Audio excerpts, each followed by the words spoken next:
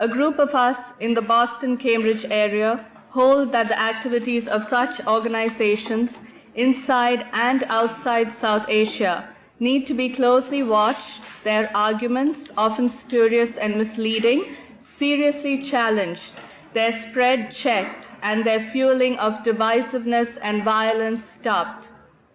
We firmly believe that communal violence is not rooted in historic hostilities between communities, but that it is fostered and manipulated by vested interests that profit from such divisive tactics. It is convenient for these vested interests to portray such violence as inevitable or beyond control, but evidence shows that timely and impartial government action can successfully prevent or control such violence. As such, we hold the state accountable for failing to safeguard the basic rights of citizens. This fall is the 10th anniversary of the massacres of Sikhs in Delhi in the aftermath of Indira Gandhi's assassination. Between 3,000 and 4,000 Sikhs were killed, mostly men and boys. We strongly condemn the fact that even after 10 years, those most guilty for that systematic pre-planned slaughter are yet to be brought to justice. In Bangladesh and Pakistan, we see forces promoting religious and ethnic bigotry, making strong gains in the body politic. The targeting of Taslima Nasreen by both the fundamentalists and the state was one that received much publicity. But for every Taslima Nasreen, thousands of women and men have suffered extrajudicial punishments meted out by provincial religious councils. In Pakistan, persecution of minorities continues with impunity, and Sri Lanka has suffered a bloody civil war based on ethnicity. The ongoing tragedy of Kashmir is yet another example. We believe that the ideal of secularism is not a choice, but a necessity for the diverse societies of South Asia. The forces involved in inciting hatred, fomenting riots, and scapegoating minorities have to be combated, and the rational basis for the acceptance of secularism re-emphasized to South Asian communities. Secularism cannot exist without a foundation of democracy.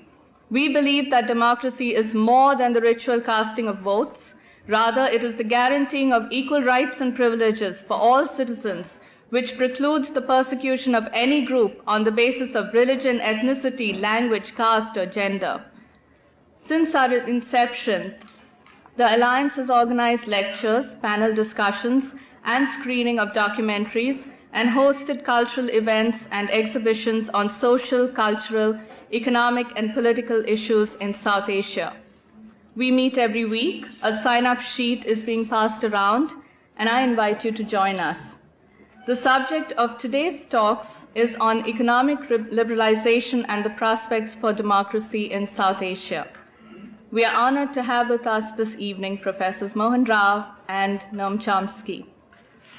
Mohan Rao is Professor of Economics at the University of Massachusetts. He has previously taught at Boston University and Harvard University and worked with the Food and Agriculture Organization in Rome.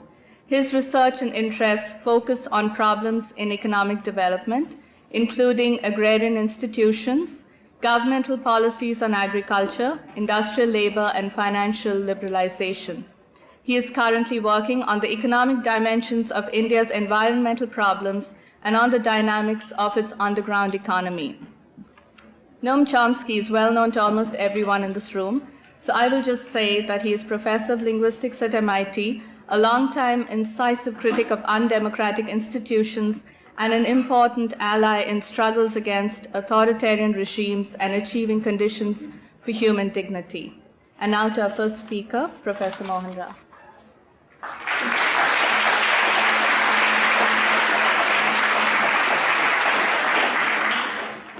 Thank you very much, Shalini.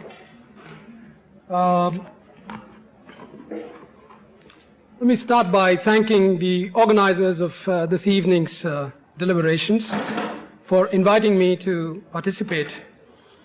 I'd also like to add that it's a real privilege for me to be sharing the podium, although I noticed that he's still not yet on the podium, with Professor Chomsky, of whom I've been a long-time admirer. Economic liberalization and prospects for democracy is obviously a very large agenda in the current context of South Asia. I will confine most of my talk to India because that's a country on which I work and have some knowledge of.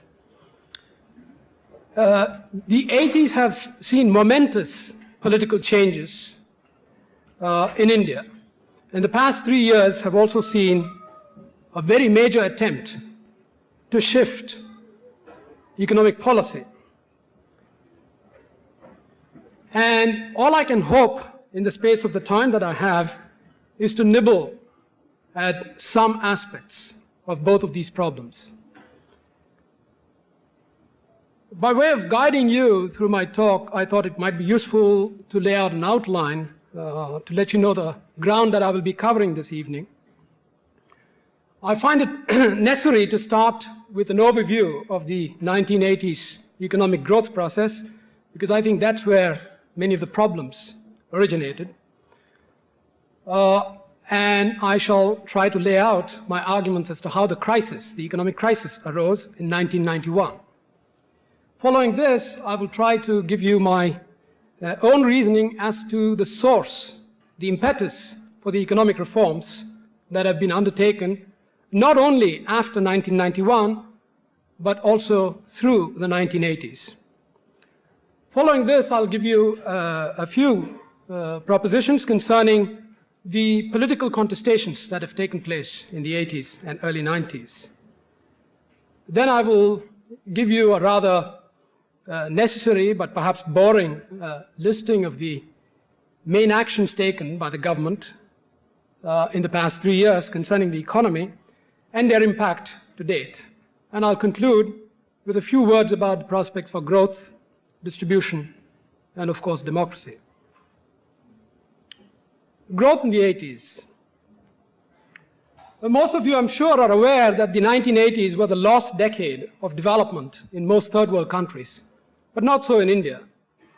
On the contrary, in India you saw an acceleration of growth from 3.1% in the preceding 15 years to 5.6%. The slow growth of the preceding period is largely to be blamed on the agricultural crisis of the mid-60s, and following that, the severe foreign exchange constraints that India faced. And these two problems together caused a considerable slowdown of public investment in India, which until then had led the economy. By the late 70s, the government had managed to build up reasonable stocks of both food and foreign exchange, and I don't want to go into how this came about. But these stocks of food and foreign exchange gave the government confidence to push harder on the public investment accelerator. And what you got through much of the 80s was, once again, public investment leading the economy, giving ample stimulus to private investment, and therefore a growth acceleration. Added to this was the fact that throughout the 80s, the government had generalized policies and expenditures to create employment, particularly in rural areas. However, what's distinctive about the growth process of the 80s is that to a considerable extent, it was led by the demand for consumer durables. And the demand for consumer durables in India mostly came from the top 1 or 2 deciles of the income distribution, about 10 or 20% of the population, which in Indian parlance is often called the middle class. Curiously enough, I've never understood the concept of middle class either in the United States or in India. Now, there is in fact some direct information about what this growth did for income distribution. But I'm afraid most of this direct information is highly unreliable. What it says, what it shows, is that the top 10% and the bottom 10% gained in terms of income shares. But there are other indicators which I believe to be more reliable, which strongly suggest worsening inequality. I'll mention just a few of those. Across the vast regions of India, there has been a pronounced increase in economic inequalities. The rural to urban income ratio fell significantly through the 80s. An equally significant factor about the growth process is that the employment, total employment in the private organized sector actually fell in absolute terms. This is quite a remarkable achievement, considering that in the 80s, the private sector, the private industrial sector, achieved record rates of growth of the order of 7, 8, 9%, whereas employment growth was negative in the 80s. So we had an era of jobless growth, as has been true in many other parts of the world. Another way of stating this is to say that while India was industrializing in the 80s in terms of output, it was deindustrializing in terms of employment. A final indicator is that employment was in fact growing from the indicators that we have quite significantly in the so-called informal sectors. These are the sectors in which about 90% of the Indian population is employed. I include agriculture in the informal sector. And these are also, of course, the sectors in which wages are abysmally low. Turning to poverty, there is evidence to suggest that the incidence of poverty, measured as a share of the population falling below a certain minimum standard of living, fell. The incidence of poverty fell in the 80s. But the absolute numbers of the poor remain unchanged. I'm basing my numbers not on government statistics, but on very significant corrections to published government statistics that have been proposed by eminent Indian researchers. And poverty fell primarily due to government efforts, especially in the areas of augmenting the food distribution system, which is critical for 50% of the population or so, and also from the special employment schemes that I've mentioned, which were significantly expanded in the 80s. So those are the, that's a thumbnail sketch of the main tendencies of the economy in the 1980s. But this was not growth that was secured easily or costlessly. In fact, even by 1987, a group of concerned economists had published their views that there were serious dark clouds attached to the silver lining of accelerated growth.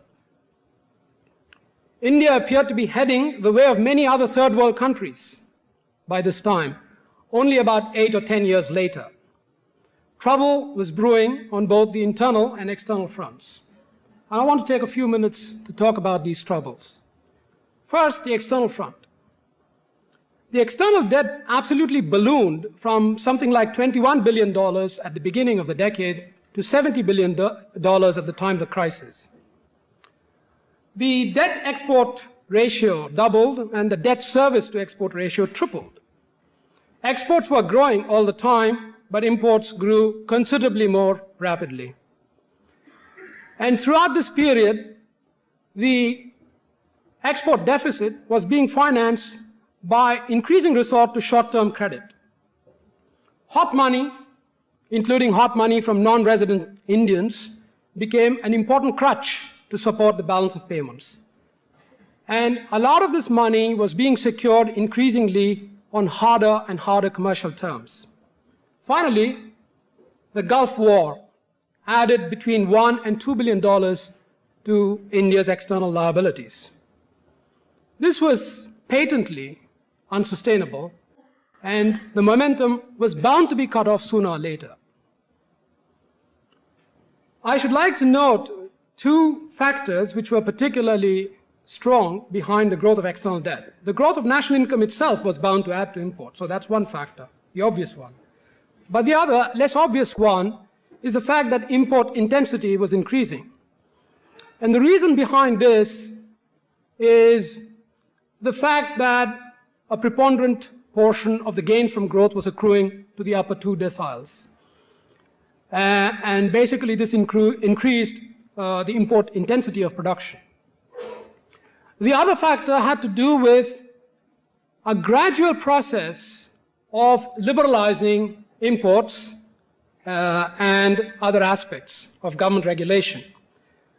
This liberalization, which sort of slowly accelerated through the 80s, permitted greater imports of inputs and technologies suited to producing the consumer durables and other goods that the rich were consuming.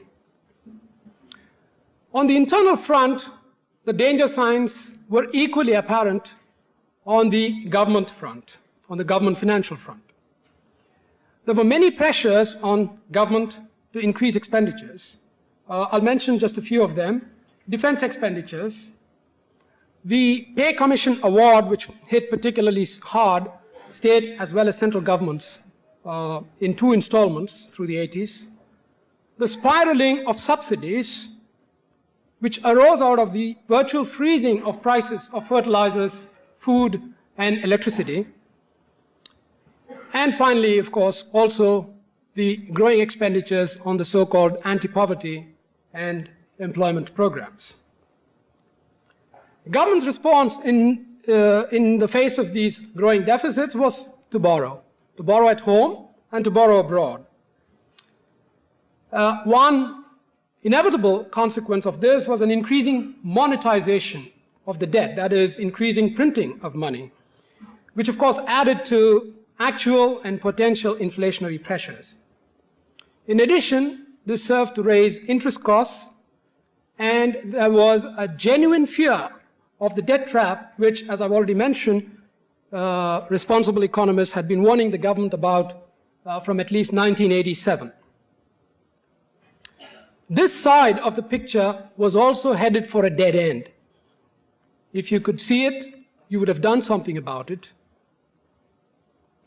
So the 2 conclusions that emerge from this brief attempt to explain what was happening behind the miraculous growth performance of the economy in the 1980s, the 2 main conclusions are that policy makers appeared to have thrown caution to the winds. They appear almost deliberately to have been ignoring all the warning signs that were building up. The other major conclusion to draw, of course, is that growth in the 80s was simply borrowed growth. In fact, I was quite astonished to find when I did a very simple calculation, namely that I tried to estimate the total addition to national income that took place in the 1980s, which was over and above the addition that would have taken place if India had continued on its gradual so-called Hindu rate of growth path. And I found that this addition to national income is matched to the last $1 billion, right? To the last $1 billion is matched by the increase in debt.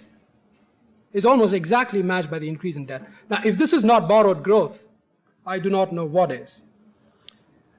Why did the crisis occur, or how did the crisis occur? Well, the crisis, as these things usually happen, occurs on the foreign front, and arose because of the unwillingness of foreign lenders to continue to bankroll the government of India. There was a liquidity crisis. Reserves available could only last 1 month of imports. There was a lowered credit rating by the international credit rating agencies, and there was a run on non-resident Indian deposits. At one stage, the biggest commercial bank in India, which is government-owned, the State Bank of India, may have actually technically defaulted. But of course, before things unraveled any further, the IMF was at hand to rescue India.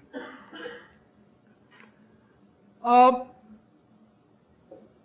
mentioned at the beginning that the process of reforms that has been underway for the past 3 years really has its roots in the early 80s. In fact, that the reforms have been continuing from the early 80s onward. It's quite reasonable, in fact, to divide the reform process into 3 phases. The first phase, about 80-84, with Mrs. Indira Gandhi at the helm. The second phase, 85 to 89, with her son, Rajiv Gandhi, running the show. and of course the current phase, 91-94. I think if you consider the whole reform process in all of these three phases, you're bound to conclude that the impetus for reforms is a long-standing one, that the desire for reform on the part of some segments of the Indian population is a long-standing one, and was not simply caused by the provocation of the crisis itself, which came in 1991.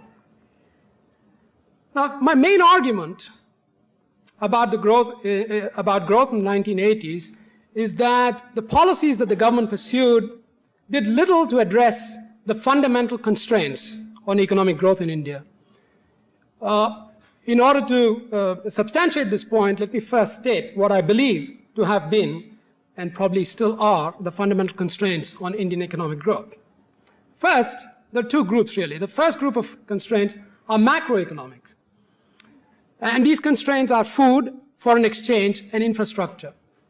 If you have any kind of decent process of economic growth where at least some of the benefits, some of the gains from growth are shared by the mass of the population as well, in a poor country like India, you're bound to see an increase in the rate of growth of food demand. So that you cannot sustain a growth process unless food supplies more than match the growing population. And secondly, of course, you're bound to need more foreign exchange because exports will be needed to feed the growing imports as the economy grows. And third, again, in the conditions of a poor country such as India, infrastructure remains a severe bottleneck. Things like electric power, transport, banking, and many other services. And at the phase of development at which India is, infrastructure tends to absorb 40, sometimes 50% of the total investment budget. Now, in India, because of certain peculiar conditions, including the fact that agriculture itself is infrastructure intensive and government plays a very leading role in infrastructure investments, neither agricultural private investment nor industrial private investment is really independent of public investment. Public investment in a significant way, in a significant measure, drives private investment in both of these crucial sectors.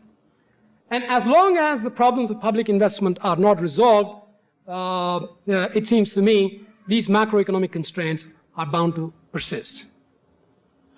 The second group of constraints are microeconomic, enterprise-level constraints. And here the problem has been, of course, slow productivity growth, slow learning, and persistent technological dependence. In India, it's clear that neither the public sector nor private industry has really achieved international cost competitiveness. In the public sector, the problem has been a persistent lack of autonomy or accountability. It is impossible, it seems to me, in Indian conditions, for public sector enterprise managers to really run their operations without continuous political intervention. In fact, technology dependence and a rising import protection ratio were only symptoms of these underlying problems rather than themselves the problems.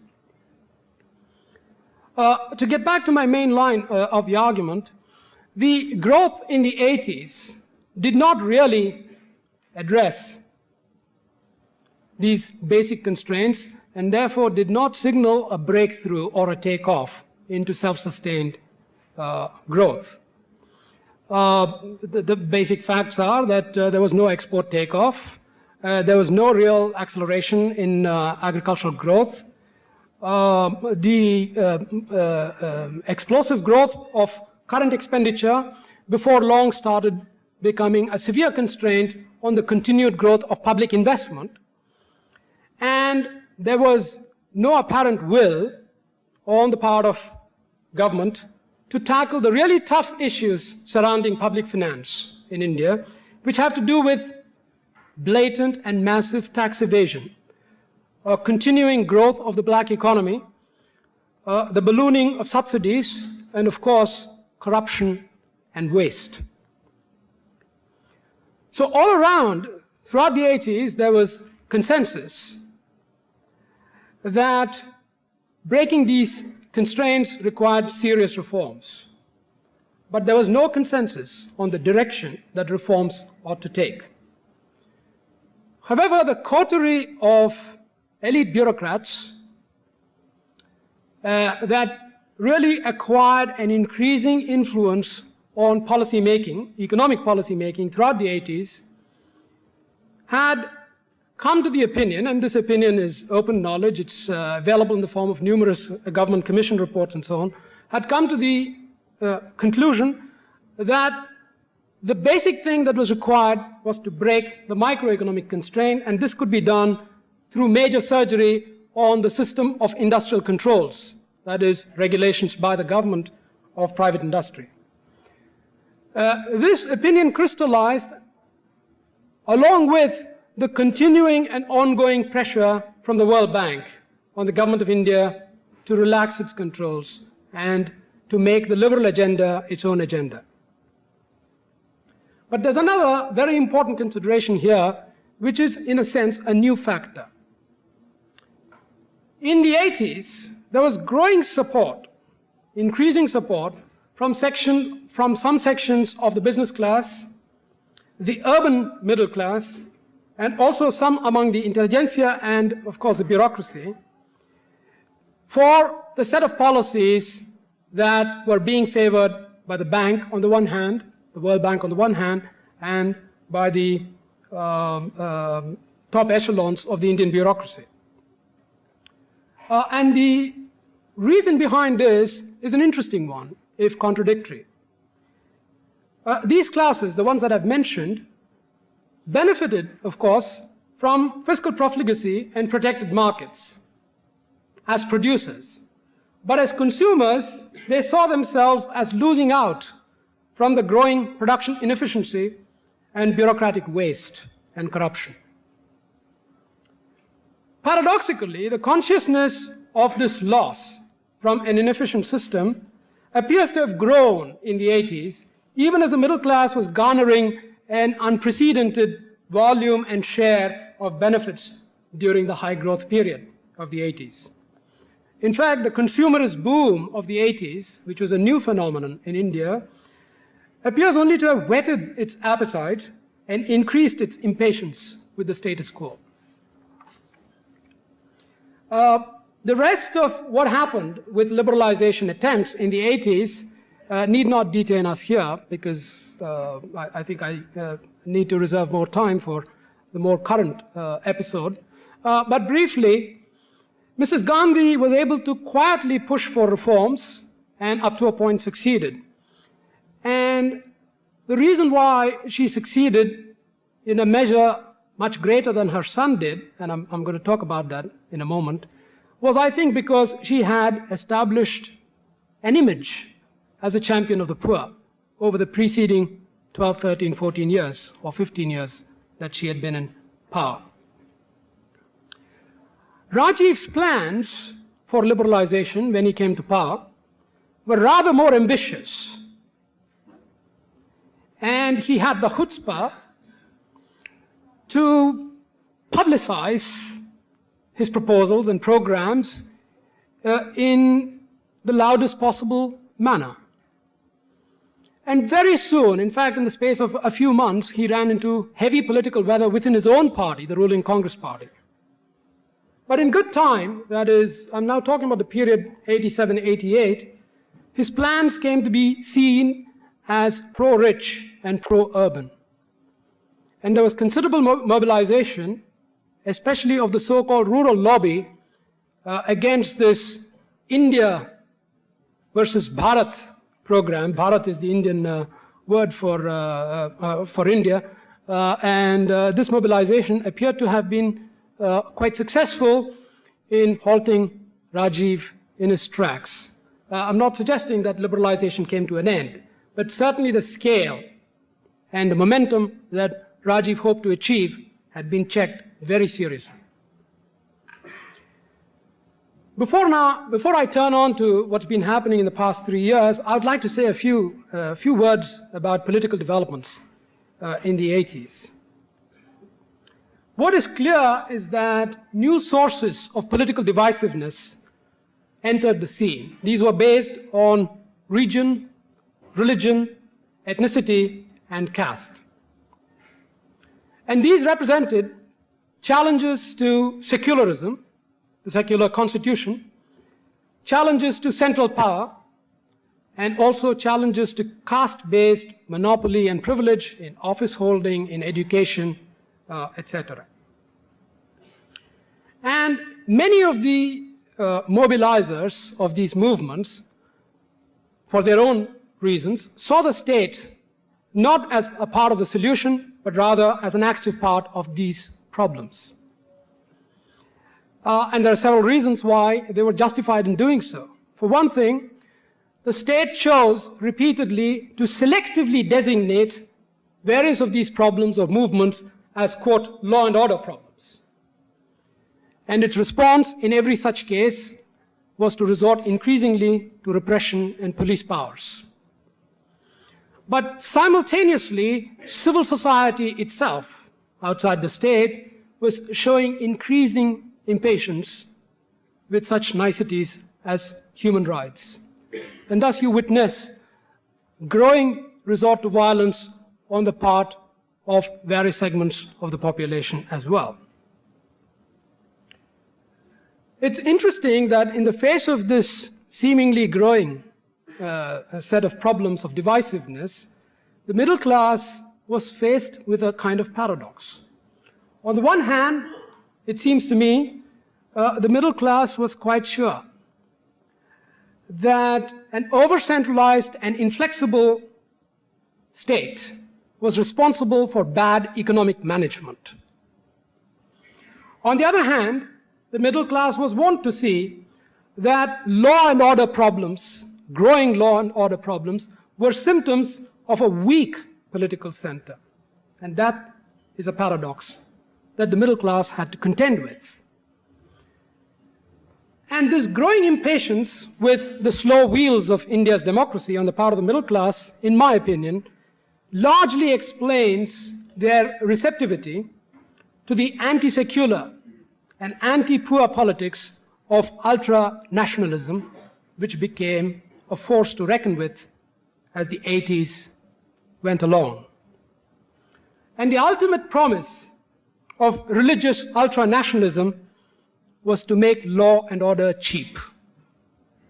And it was this that appealed to the so-called middle class. In fact, it has become fashionable in India, on the part of various segments of the intelligentsia, to account for the growth of communal and caste conflicts as a so-called politics of identity. But even here, the intelligentsia and the middle class appears to indulge in strange doublespeak. On the one hand, caste politics, which clearly, at least in some respects, signals the new mobilization of the underprivileged in Indian society, this kind of caste politics is condemned as backward-looking, reactionary, and counterproductive. On the other hand, the Hindu revivalism and ultra-nationalism, which, again, as I see it, is mobilization against the poor, is categorized as a byproduct of godless modernization. And the intelligentsia has been more than happy, segments of it have been more than happy to rationalize this doublespeak.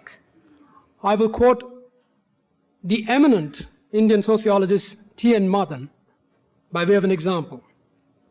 He says, in the prevailing circumstances, secularism in South Asia as a generally shared credo of life is impossible. As a basis for state action, impracticable. And as a blueprint for the foreseeable future, impotent. And this statement is made fully 40 years after India had been practicing secularism. Impossible, impracticable, impotent. To be sure, the underclasses in India are scarcely organized with a single-mindedness of purpose. But the political struggles in the name of identity are strongly correlated with class interests. There's a good bit of evidence one could cite on this count. Let me cite just the results based on surveys in several districts of India's largest state, Uttar Pradesh, by the Dutch sociologist G.K. Leyton. I have sort of paraphrased his main conclusions, and let me read it out to you. Leyton concludes, basically, that while it is undoubtedly true that the BSP, which is the party which has been appealing to the outcasts, the so-called Harijans or Dalits, while it is undoubtedly true that the BSP thrives on a casteist ideology, the scheduled and other backward castes maintain a politically anti-casteist attitude. Rather, it is the upper castes that maintain caste segregation and associated exploitation. Likewise, the upper caste strongly subscribe to the Hindu symbolism and ideology of the BJP. The BJP is the right-wing revivalist party. The scheduled castes and the other backward castes instead maintain an ecumenical attitude. The fundamentalist frenzy of a couple of years ago, which destroyed the Babri Masjid in Ayodhya, has served to mobilize the lower classes and castes and expose the upper class caste interest of the Hindu mobilization. It seems to me, in other words, that while it would be very difficult to make direct and clear-cut connections between the political turmoil of the 1980s and the economic goings-on in that period, connections there are to be made, connections that have been mostly lost upon much of the Indian intelligentsia. I want to reconnect with my thread of arguments on the economy. In 91, of course, India came upon the crisis. And the aftermath of the crisis has seen truly remarkable changes of liberal reforms. It's obvious that the crisis obliged the government to go to the IMF. The cost of not going to the IMF is almost unmentionable. And its conditionalities were hardly a surprise either. Devaluation, tariff reforms, deficit reduction, privatization, etc.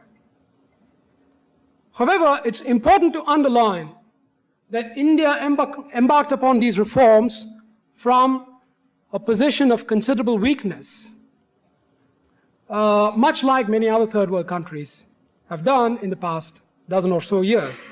And this is to be contrasted with the case of China, which embarked upon many similar sorts of liberalization moves, starting in about the early 80s, but from a position of considerable strength. Now, if my previous arguments are taken as valid, I think that the reform program must be seen as the joint product of IMF bank pressures on the one hand and ruling class receptivity on the other hand. But the crisis accomplished two things that could never have been accomplished, I think, if the Indian polity had been left to its own devices. The first thing that it did, of course, was that it made some reforms necessary and inevitable. But the second and more important thing that it did, it seems to me, is that it galvanized the ruling class around the liberal agenda. The main contribution of the crisis, in other words, was that it permitted a massive centralization of economic decision-making, such as has never been seen before in India's parliamentary democracy. And I'll mention just two or three factors which emphasize this point.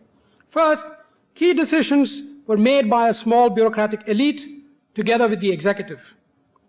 Decisions were made typically under a heavy cloak of secrecy, and there was little accountability to Parliament. In fact, any objective observer of the past 3 years would be obliged to conclude that Parliament in India has become a thoroughly ineffectual institution under the new reforms. This is a pretty significant achievement, it seems to me, of the crisis of 91. Now, this is not to argue that India's democracy has become utterly supine either. In fact, if you looked at the overall agenda for liberal reforms, several of the items remain stalled and stalled seriously. But I'll come back to this a little while later. What I want to do first is to briefly itemize what has been accomplished. The goals, of course, in the standard language of the fund and the bank are stabilization and structural adjustment. Stabilization basically means putting the government's finances in order and also putting the national, that is, the balance of payments finances, in order.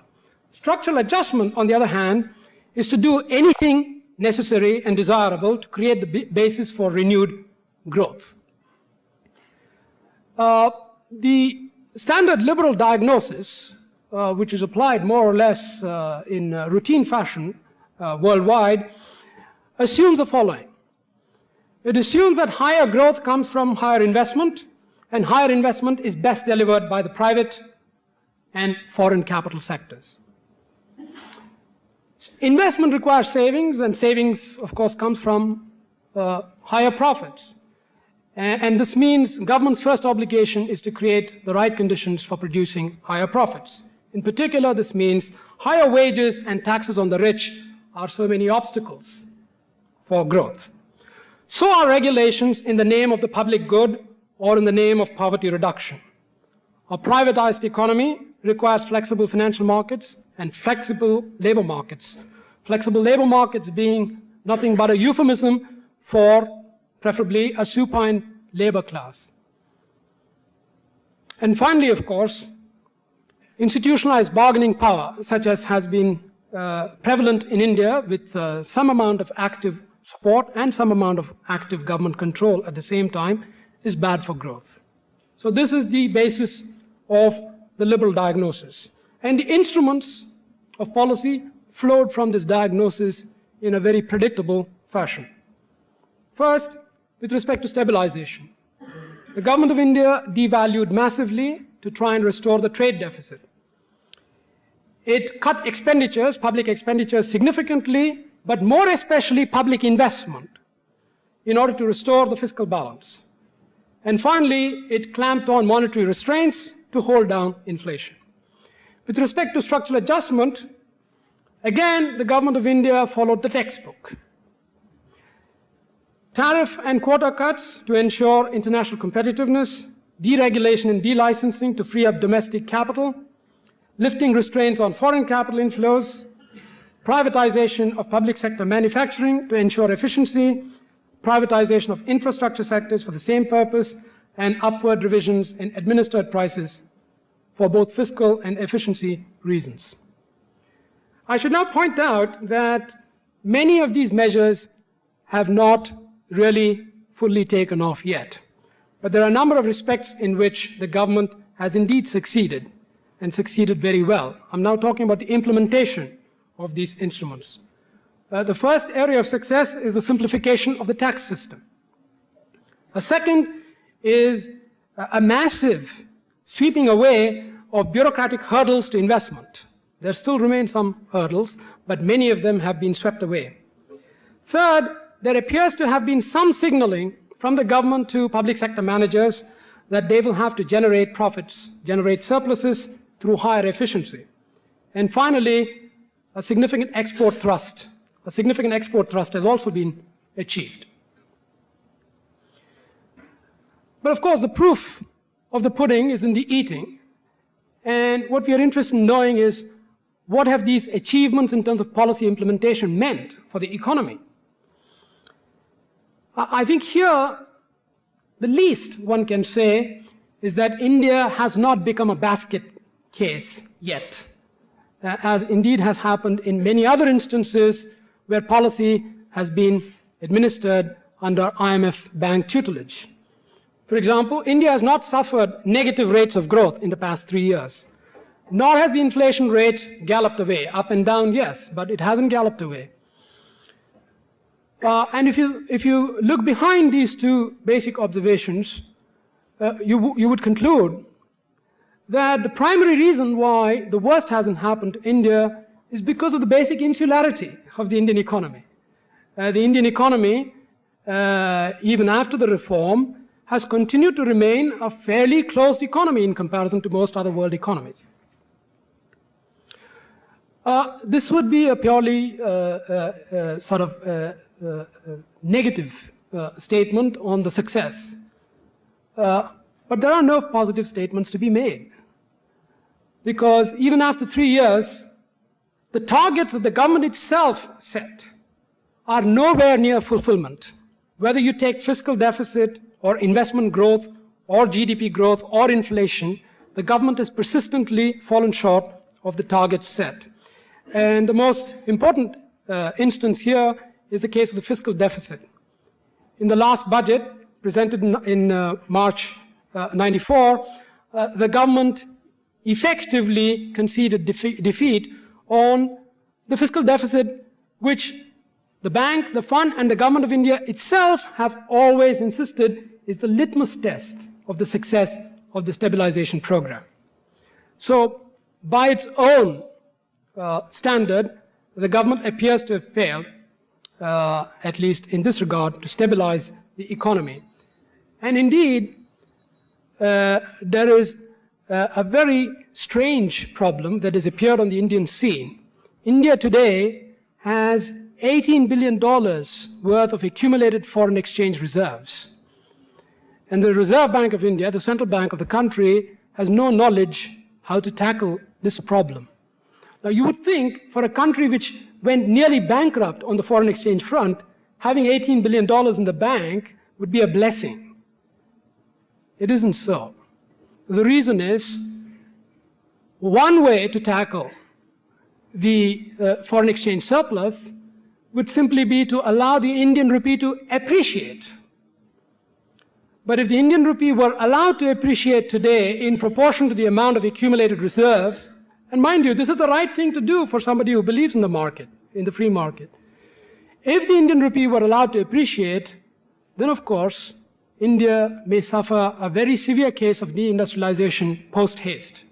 So there is an enormous risk involved in taking that course of action.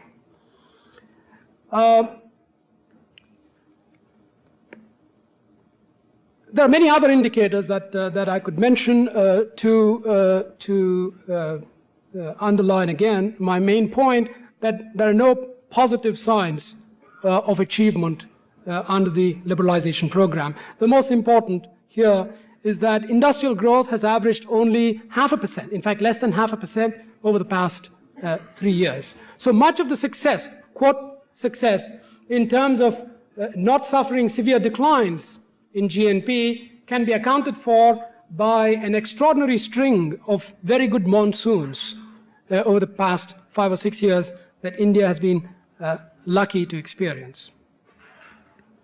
I want to take a few minutes to critique the economic reforms. It seems to me that the reforms do not really address the fundamental constraints that I mentioned a little while ago. There is no coherent policy for infrastructure development. There is no clear strategy for selectively promoting dynamic sectors of the economy.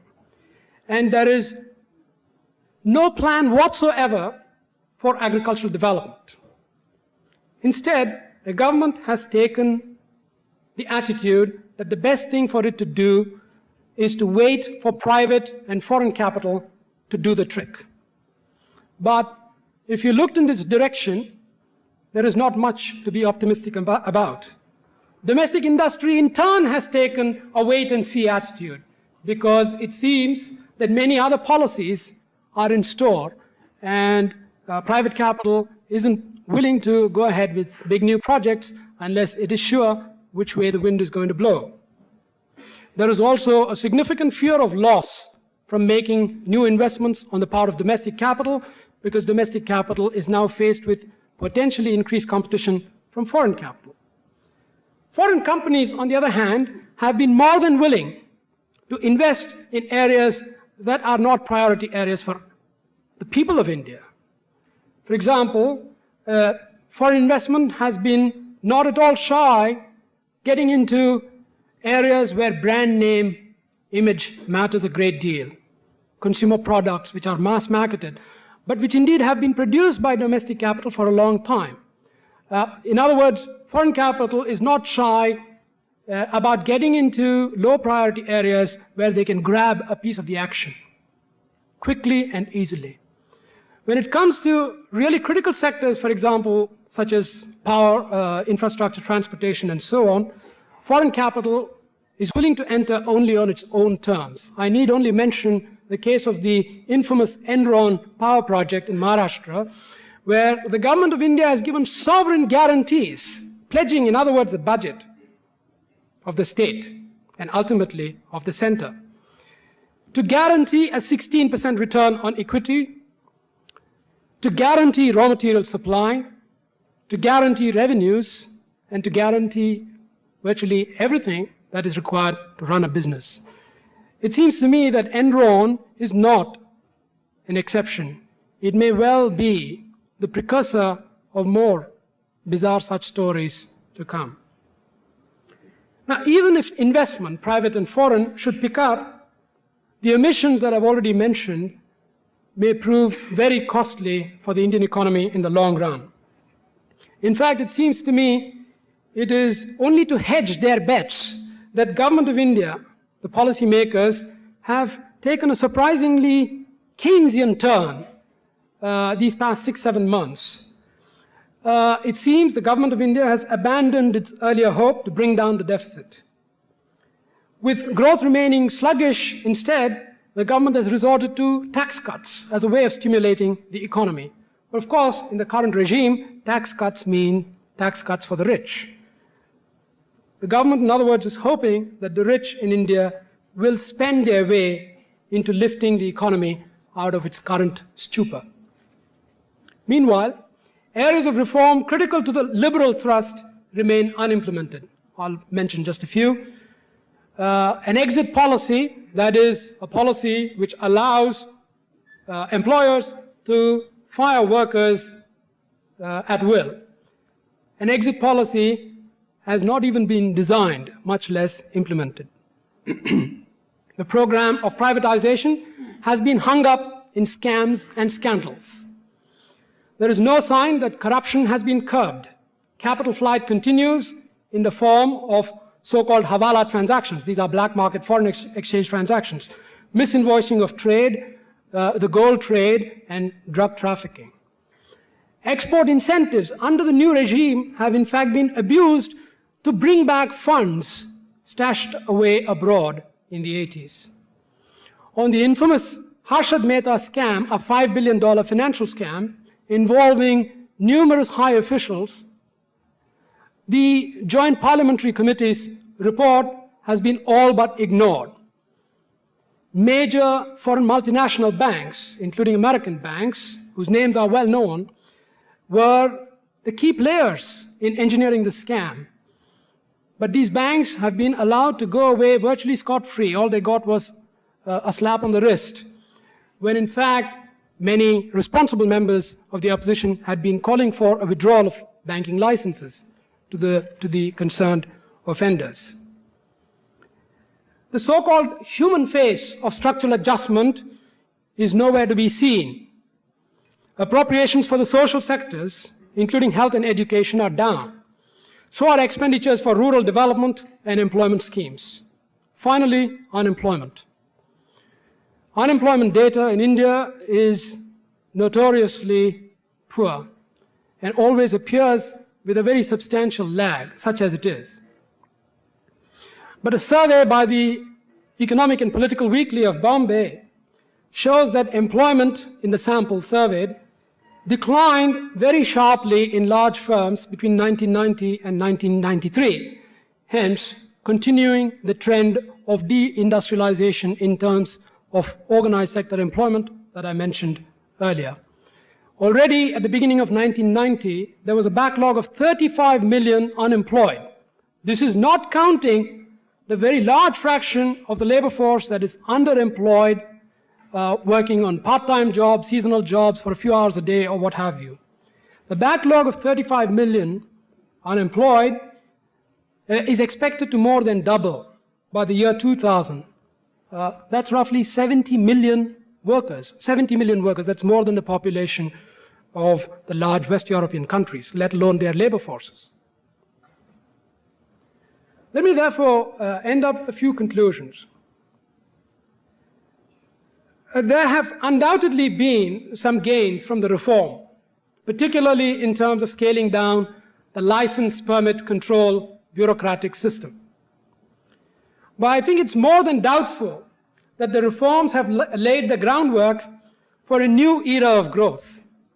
Even if growth should materialize, economic stability may once again become an issue. Perhaps more important, even if stable growth becomes a reality, it is doubtful that the new regime will be able to tackle the fundamental economic problems of the masses and the marginalized, of unemployment, poverty, illiteracy, poor health, and unmet basic needs. Or at least that these problems will be dealt with the urgency that is so obviously required. It seems to me that the new economic policies are a gamble, as any new strategy will inevitably be. But they are a gamble against the poor. They're not a gamble for the poor. If the strategy succeeds, the rich will benefit a great deal, the poor little. If the strategy fails, the poor will lose much, the rich relatively little. There's another dimension which I should add, even though I have really not taken the time to delve into it, and I will just make mention of it though. It seems to me that the current strategy does not recognize the growing problems of the environment in India. And I think sensible arguments exist which would suggest that these problems will be exacerbated under the new economic regime. What is more, these costs will also rest disproportionately on the poor and the marginalized. Given this economic scenario, I don't see much reason to expect that India's ailing democracy will see any improvement. On the contrary, it would be sensible to expect the growth of reactionary ideology and of state repression to continue. And should this dismal scenario transpire, the new economic policy will have been far from innocent. Thank you.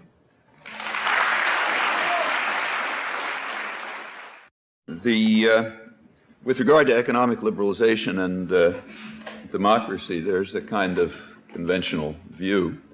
It was given an official form about a year ago by the National Security Advisor, Anthony Lake, when he announced what's called the Clinton Doctrine.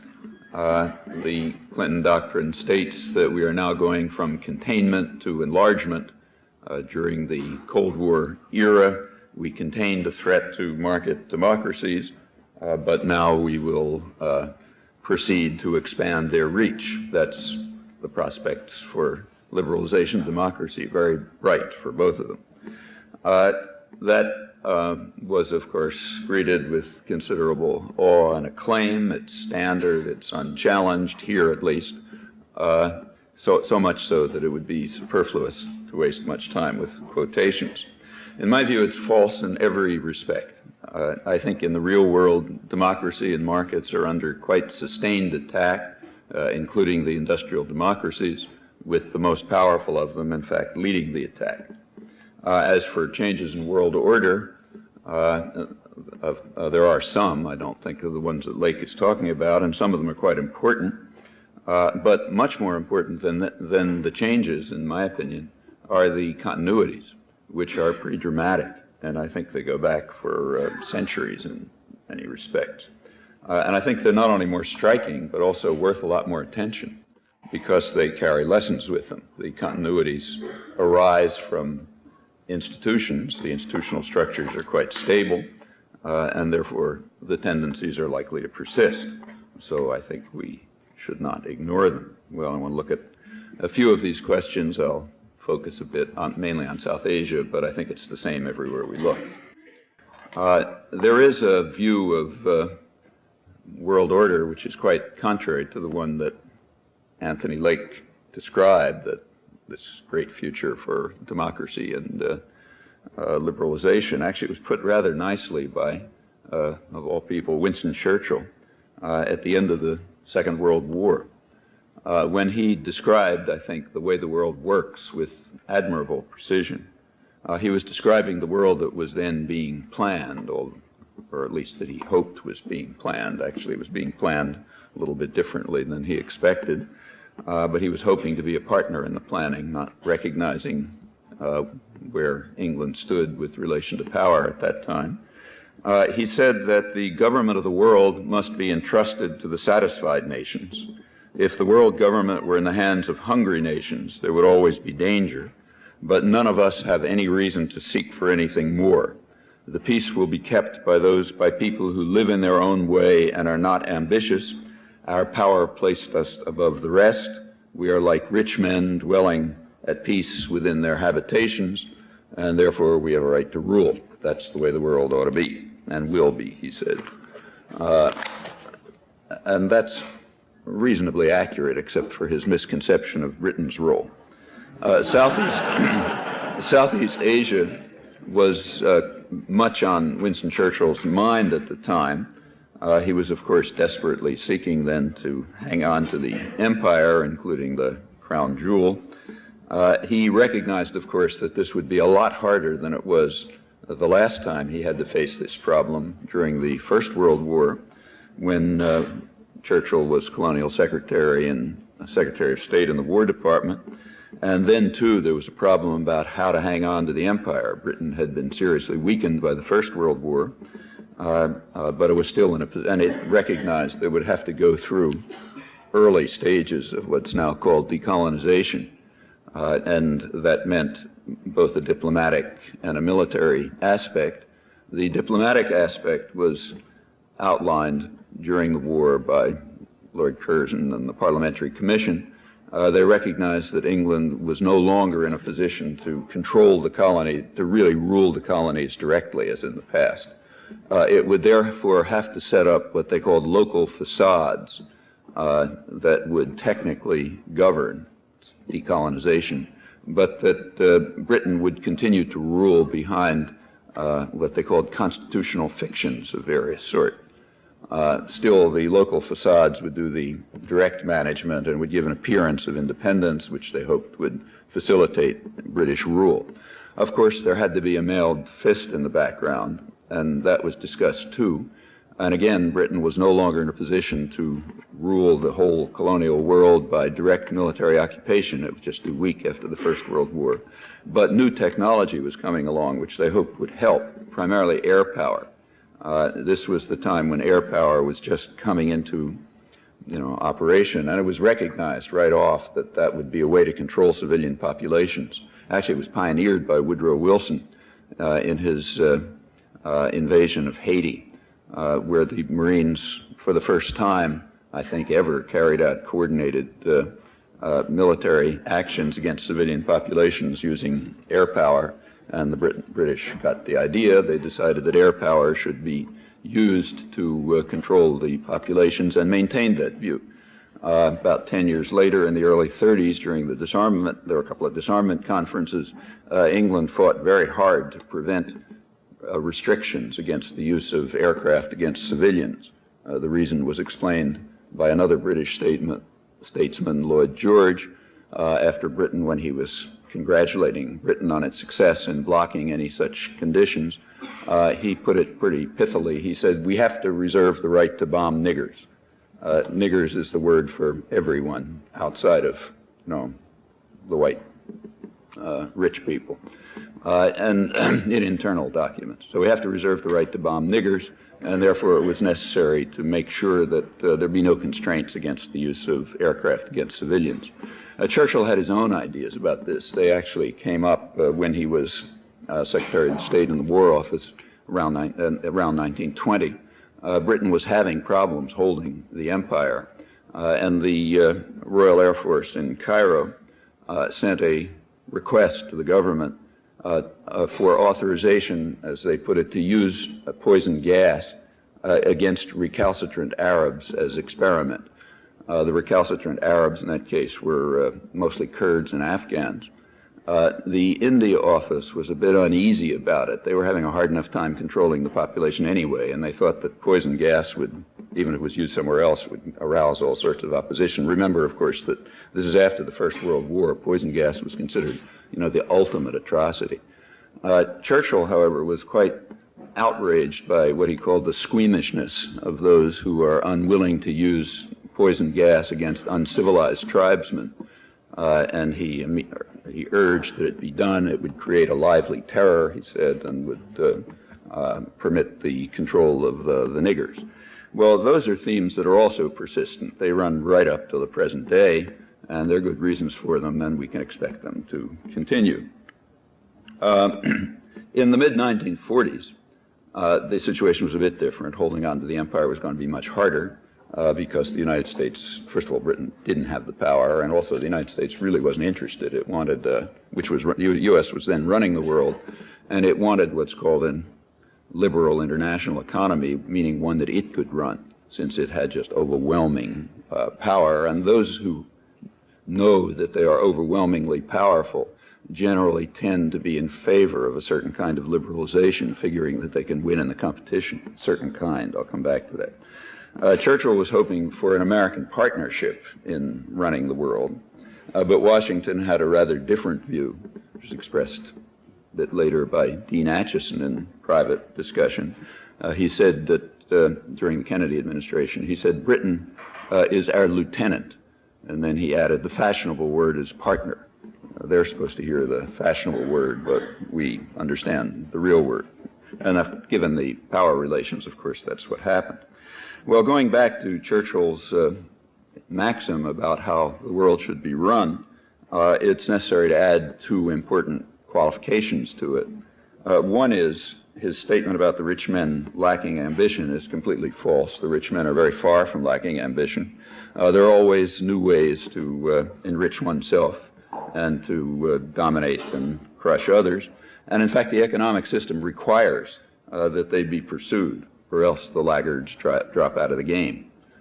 The second footnote is that it's necessary to dispel the fantasy that nations are actors in the international arena.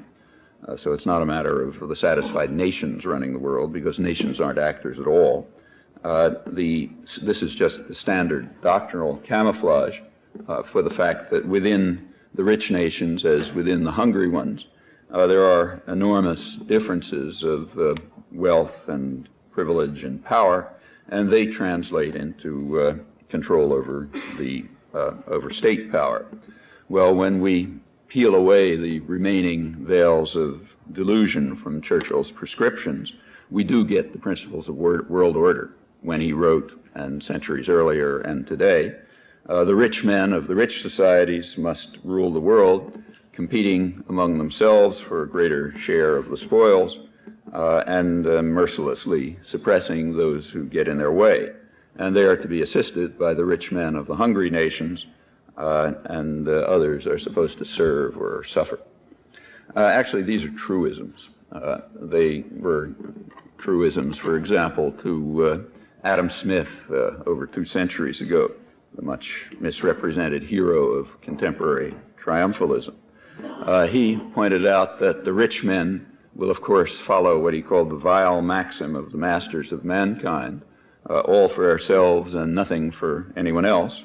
And furthermore, he added, they will naturally mobilize state power to gain their ends.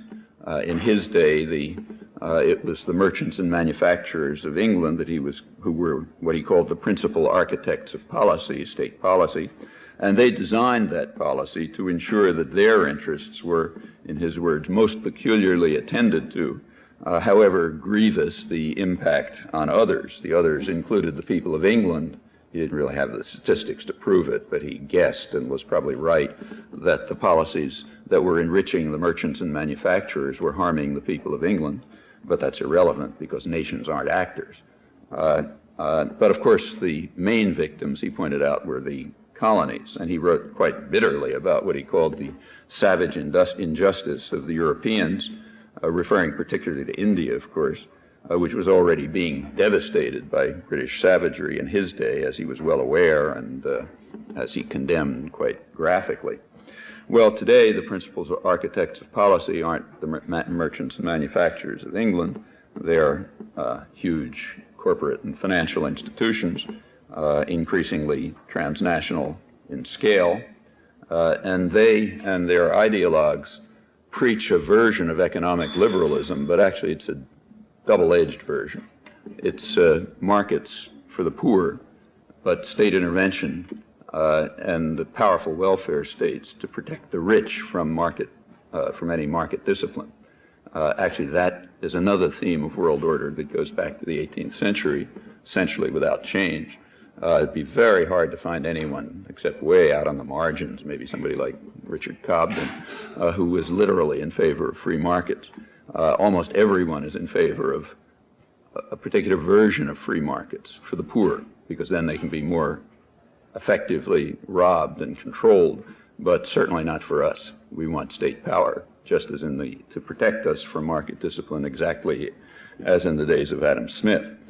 Actually, we've just seen a comical example of that in the last couple of days. The last election, the big victor is supposed to be Newt Gingrich, the country's leading conservative and the greatest proponent of getting government off our backs and downsizing government and so on and so forth.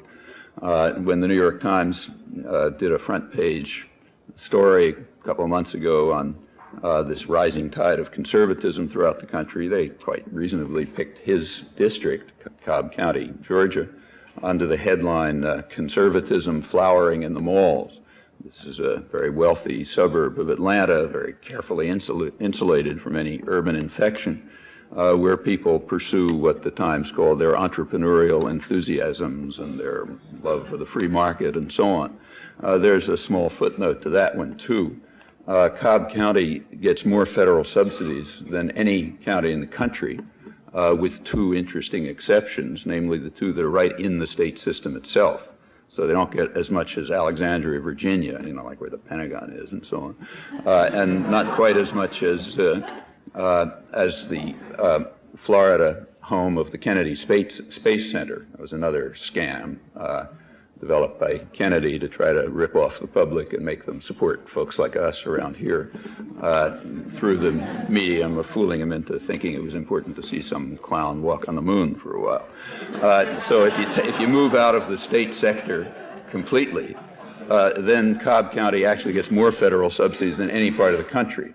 Well, that's the kind of conservatism that Newt Gingrich is actually advocating, and it's kind of intriguing that while he was smashing the Democrats with his talk about conservatism, none of them brought this up. There was no one in the press or in the Democratic opposition or whatever who said, wait a minute, you're the leading advocate of the welfare state in the country, which is true. And the reason they didn't is because they don't want to expose this little fact, since they agree with it themselves. There's a common class interest that undercuts trivialities like political differences, and you don't want to expose that. The class interest is that the state is a welfare state for the rich, and it better be one, and more of one. And the rich are not going to subject themselves to market discipline. That's for poor people. For poor mothers, yeah, market discipline, but not for rich executives, please. They want protection of the kind that Newt Gingrich gets. Actually, if you look at his famous contract with America, I don't know how many of you have actually bothered looking at that. Everybody talks about it, but no one looks at it. It's kind of intriguing, actually. If you look at it closely, you can sort of get an idea why a local cartoonist, Wasserman, asked whether it was a contract with America or a contract on America.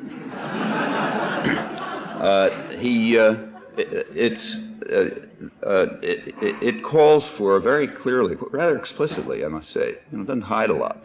It calls for extending this double-edged free market, namely state protection and subsidy for the rich and market discipline for the poor.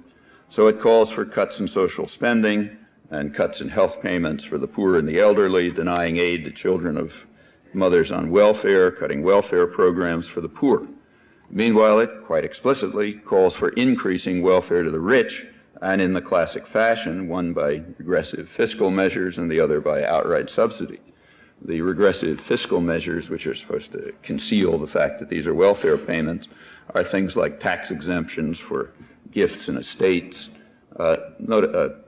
Any kind of tax exemption is the equivalent of a subsidy. You know, if you don't pay $100 and shift the tax burden, that's the same as if the government gave you $100. It's just, you're supposed not to see it this way. So an increase in the capital gains cuts and so on, whole range of straight welfare to the rich. And the subsidies are subsidies for business, for investment, for, more favorable rules for depreciation, and most important, what they call strengthening our national defense so that we can better maintain our credibility in the world. So, for example, if anyone gets any funny ideas, like, say, priests and nuns in Latin America about helping poor people, we'll have enough credibility to smash them up quite properly. The concept of national defense is a sick joke, which anyone outside of a really totalitarian culture would just laugh at. The United States obviously faces no threats, and you can make a strong argument that it hasn't faced any threats since the War of 1812, but certainly faces none now. It already spends more on what's called defense than the rest of the world combined. It's by far the world's biggest arms seller, which incidentally contributes to instability, not to security, and is understood to do that. Just today, there were new announcements from the administration that they're going to consider effects on the domestic economy in authorizing arms sales. What they call it is they're going to consider the effects on job growth, but you have to bear in mind that jobs is an Orwellism. The word jobs is what you say when you mean the unpronounceable word profits. Profits is a dirty word. You're not allowed to say that. So therefore you call for jobs, meaning profits, even if you're sending jobs somewhere else. So they're going to consider jobs in the newspeak sense when they authorize arms sales, which are already going through the roof, particularly to the Middle East, where they started shooting up immediately after George Bush called on all countries of the world to stop sending arms to the Middle East, all but one. But so while national defense may be a joke, military expenditures are not, apart from ensuring a certain form of stability in the interests of the world rulers. The Pentagon has to continue to provide lavishly for Newt Gingrich and his rich constituents, and in fact for people like us at MIT too, although we're sort of small potatoes by comparison with the ones who really ride the gravy train, the Newt Gingriches. The contract is remarkably brazen about all of this. So the proposals for business incentives and capital gains cuts and other such welfare for the rich appears under the heading, the Job Creation and Wage Enhancement Act.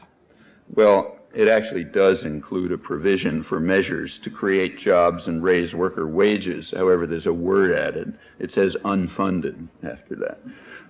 But it doesn't really matter much because, as I say, in contemporary newspeak, jobs is understood to mean profit. So, yeah, this is a job enhancement plan in that sense.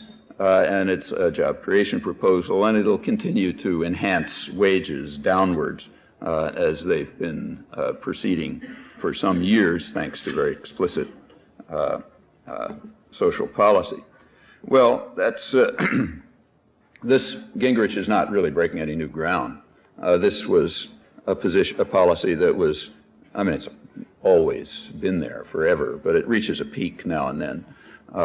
In the Reagan years, it did reach a peak. The Reaganites succeeded in combining the most passionate free market rhetoric with the most extreme growth of state power and state intervention in the economy and protectionism.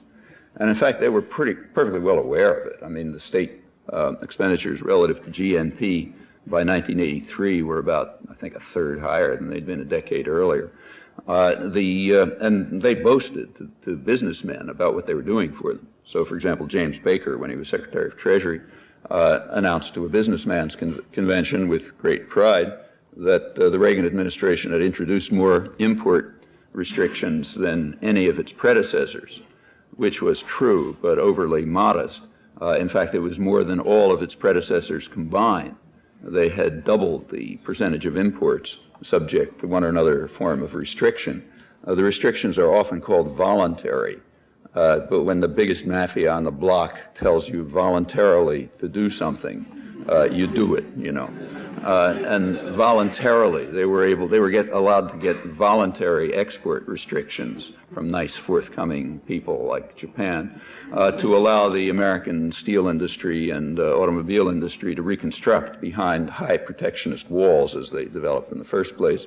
If market principles had been allowed to function, there wouldn't be any American steel industry, or there wouldn't have been in the first place, in fact. But there certainly wouldn't be any now, or automobile industry, or computer chip industry, or for that matter, probably computer industry altogether. One of the Reaganite plans was huge expenditures from DARPA, the Defense Research Agency, to create massively parallel computing, and also to move it from laboratories into businesses. So that was, they didn't just, you know, pay guys around MIT to work the ideas out and then hand it over to private industry, which is the usual technique, but rather actually set up the small industries themselves, and on an unprecedented scale. There were also huge welfare payments by fiscal measures of the usual kind. That's one reason why inequality soared during the Reagan years, back to where it was in the 1930s. In England, they've done even better. It's back to where it was in Victorian times.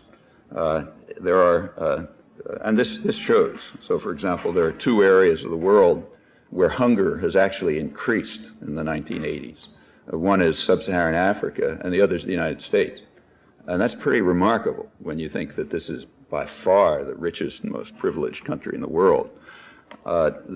Actually, England may have done even a little better. There was a study recently by an old Victorian charity with all sorts of lords and ladies, and the Queen as the patron and that sort of thing, which studied the nutritional level of British children on benefits, welfare, about a quarter of children, and discovered that their nutritional levels were below those of workhouses in the Victorian period. So that's another aspect. They went even beyond the United States in liberalization combined with protection. Well, all of this is much more general. It's not just the United States. It's worldwide. The UN Development Program put out in its 1992 report discussed extensively the growing protectionism of the rich countries in the past generation or so, which they claim has been a major factor in doubling the gap between the poorest 20% and the richest 20% over this generation. They estimate that various protectionist and financial measures taken by the rich countries have deprived the South of $500 billion a year, which is about 12 times total aid. Most of the aid, incidentally, is export promotion under one or another guise. The distinguished Irish diplomat Erskine Childers, writing about this recently, he described that as virtually criminal, which is quite correct. We need only think of what the World Health Organization calls the silent genocide, under which 11 million children die every year because the rich countries simply deny them pennies of aid. They're too busy enriching people like Newt Gingrich. The United States happens to be the most miserly of all. It has the worst aid program there is in the developed world, and even that's a fraud because most of the aid, a large part of the aid, maybe over a third, goes to a rich country, one of the richer countries in the world, namely Washington's Israeli client. If you eliminate that so-called aid, the aid budget virtually doesn't exist. It's kind of a major tribute to the U.S. propaganda system. I mean, in addition to the belief that the fact that they can convince people that Newt Gingrich is in favor of small government is sort of pretty interesting in itself. But another tribute to the effectiveness of the propaganda system and the kind of education that we give people so that they can then carry this on is that there was a study recently done by the University of Massachusetts, a polling study, in which they asked people to estimate the biggest items on the federal budget. And most people think that the biggest item on the federal budget is foreign aid, which you can't even find with a microscope. They rank as second welfare, which also barely exists, incidentally, much exaggerating the welfare that goes to black mothers driving Cadillacs and that sort of thing. And those are the things you see in the headline. When they talk about welfare, they're not, of course, talking about the real kind. The welfare for the rich, which vastly exceeds the pennies that may dribble down to the poor. Well, there are many aspects to this huge ripoff. One of them is what's called biopiracy now in the third world. In India, for example, a couple of weeks ago, there was the customs official stopped on the border a couple of I think they were German scientists, who were leaving the country with some odd stuff in their suitcases, namely 30,000 carefully arranged bugs. And when they looked into it, they found, there's potential. Most of the genetic richness is in the South. So the idea is to go steal it and then patent it and maybe slightly modify it. And then, of course, it's inaccessible to the people from whom you stole it. This reaches really exotic levels sometimes. It turned out recently that there's some super exploited Indians in Panama and Costa Rica who are used to do work so grotesque that nobody will do it, the Guatemala Indians. And they're supposed to have various immunities. And it turns out that the U.S. Commerce Department recently patented the gene lines of a Guatemala Indian woman. So the United States now owns her genes and has patented them. And if they find out anything useful from them, fine, but the people down there are never going to see it. Well, this is no small business. Just last month, there was a UN development report which estimated that Western corporations are robbing developing countries and indigenous peoples of $5.4 billion a year. That's what they would be entitled to in royalty payments if the multinational food and drug companies paid for the plant varieties and the knowledge that they're stealing. Third world species, they say, plant species, provide the pharmaceutical companies with about $30 billion a year, and they also point out that that vastly outweighs the so-called piracy by third world countries, piracy in the sense that they don't observe the Western-imposed intellectual property rights. These are new inventions created by Western countries in the last couple of years. They never accepted them themselves while they were developing, but they are designed to try to ensure that the technology of the future is monopolized by the rich, by the big corporations, while meanwhile you rob the poor. The idea is that if say people in Brazil or something, or Liberia or wherever, have for thousands of years been breeding plants and discovering herbs and figuring out how things work and so on, that's not intellectual property because they don't have a piece of paper signed by a court that says, you own it. On the other hand, if a pharmaceutical company up here scours the area and steals them, and maybe steals somebody's blood, and either makes a change in it or doesn't, that's property, and then nobody else is allowed to duplicate it.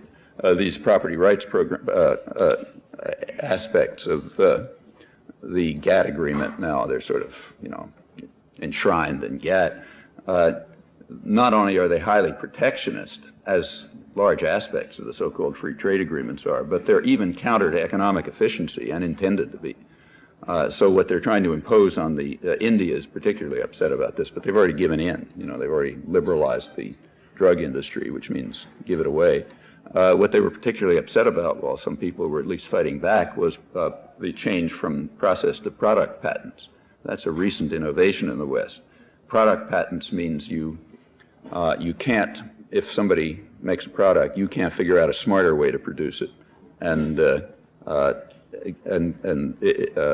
then produce it by your new method. If it's a process patent, you can do this. The point of this is to cut back technical innovation and to ensure more wealth for the rich.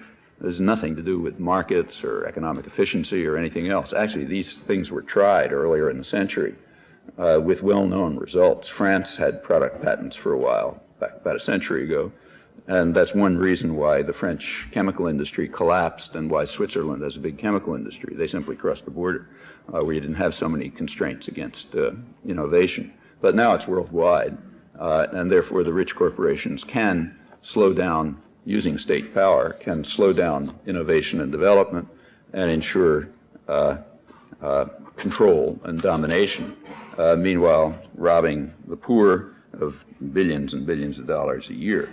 Well, without proceeding, unless you adopt the class analysis that Adam Smith considered too obvious to comment on, unless you accept that as it is a prerequisite to, as he of course understood, as any sane person understands, to any rational discussion of world order. And if we add Adam Smith's footnotes to Churchill's maxim, then the picture of world order comes before us with considerable clarity. Well, the unwillingness to pay attention to these truisms undermines a good deal of the commentary about world affairs, including scholarship in this case. So take, say, South Asia. There is one major recent scholarly study on U.S. relations with South Asia using new released documents and so on, Robert McMahon's Cold War on the Periphery. And like a lot of scholarship, it gives a lot of interesting data in it, and then the conclusion's always predictable. There's a bottom line no matter what the facts are. The conclusion is that U.S. policies were motivated by fear and psychosis, not by an attempt, not by an interest in material gain like other powers. Kind of word of advice, if you want to be accepted within respectable society, that has to be the conclusion. Doesn't matter what facts you come up with, but the conclusion has to be that the United States is unlike everyone else in that it's not motivated by material gain, just strange fears and psychosis and errors and so on and so forth. Well, what are the fears of? Well, there's an answer to that. The fears, this is declassified document, so it's up till about the mid-60s. The fears were of Russia and China. So then the next question, well, what was the threat of Russia and China? Like, did they think Russia and China are going to sweep over South Asia or something? No, nobody thought that. The fear was, as Alan Dulles, the head of the CIA, put it, with regard to Russia, the fear was that the third world, especially South Asia, was enormously impressed by Soviet industrial progress, which offered a model that they might follow. With regard to China, Eisenhower and later Kennedy were concerned that Chinese economic success might encourage others to pursue the same path. Now, there would be consequences to that. The consequences would be that the region would not fulfill what the State Department in 1948, George Kennan State Policy Planning Board, described as they would not fulfill its main function, as they put it, as a source of resources and raw materials, cheap labor, market opportunities, investment opportunities, and so on terms favorable to foreign investors. That wouldn't happen if people followed what was called economic nationalism, independent development on, let's say, the Chinese or the Russian or some other model. Models which, incidentally, the World Bank, as late as 1990, described as quite successful. They described both China and Russia as surprisingly successful examples of development, which they were able to carry them off because they weren't too big to get crushed.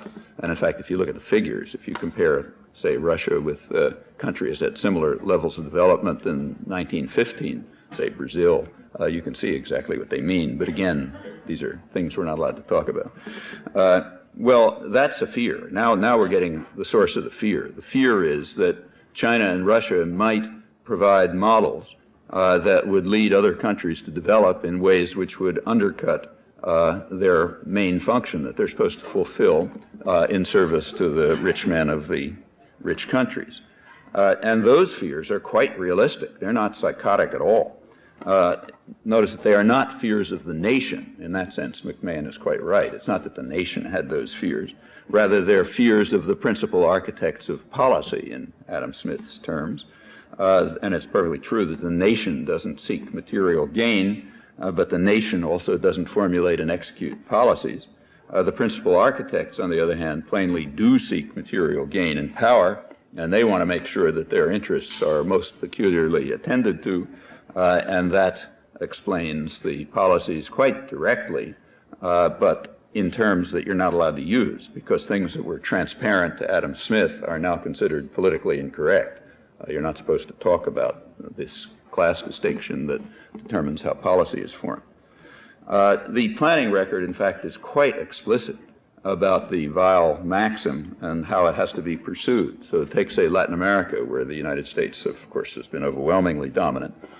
In around 1945, when the U.S. was organizing the world, South Asia didn't pay much attention to, I should say. That was peripheral. In that sense, McMahon is quite correct. Latin America, on the other hand, was quite central. In fact, the U.S. had finally achieved its goal of kicking its main enemies, France and Britain, out of Latin America. There was nothing about Russians or Chinese or anything like that, and they were going to take it over. But there was a problem. The problem was indigenous. As the State Department put it, the countries of Latin America were dominated by what they call the philosophy of the new nationalism. The philosophy of the new nationalism holds that the prime I'm quoting it, the prime beneficiaries of a country's resources should be the people of that country.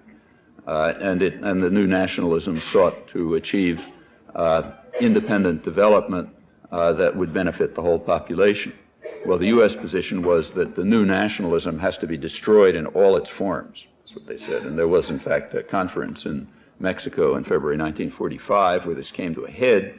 And, of course, the U.S. won, given the power relations, and there was no more new nationalism.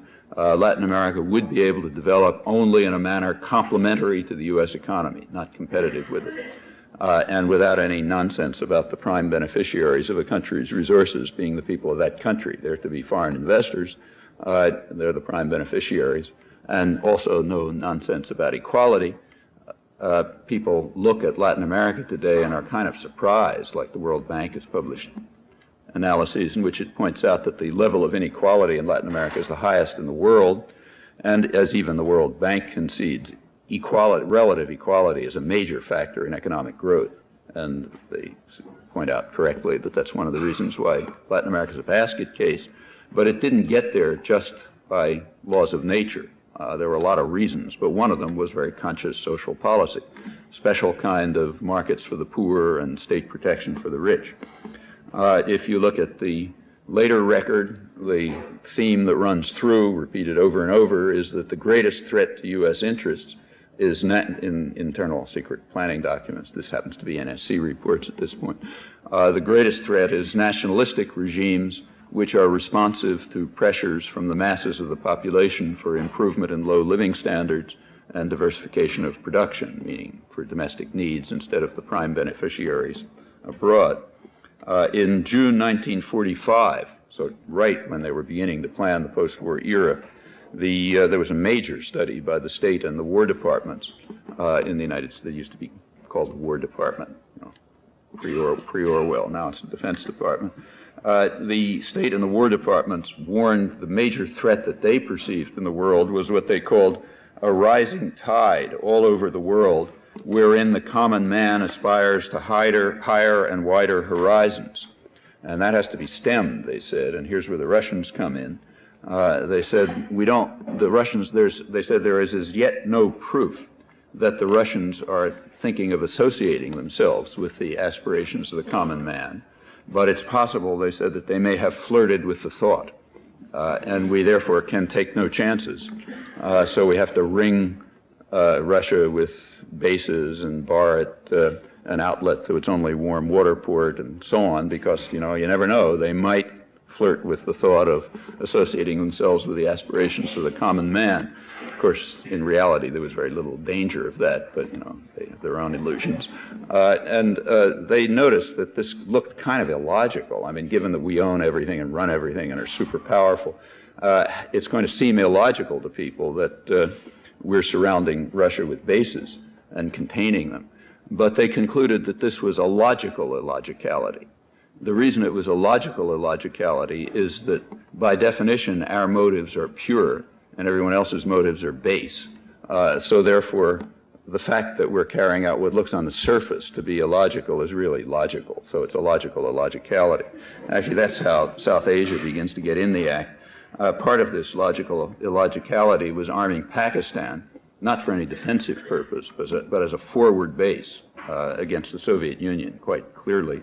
And as McMahon correctly points out, that's what brought the Cold War to South Asia, and it also led to Indian-Pakistani conflicts, ultimately to the 1965 war, where the whole U.S. policy collapsed. The war fought on both sides, mostly with U.S. weapons.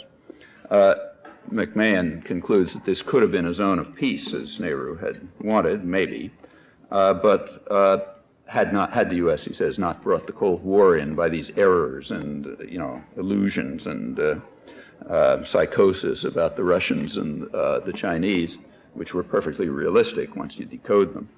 But they were quite logical, and they follow from the Churchillian vision with Smith's footnotes. I should say that the major problem was always well understood, the problem of the rising aspirations of the common man and all these other funny ideas.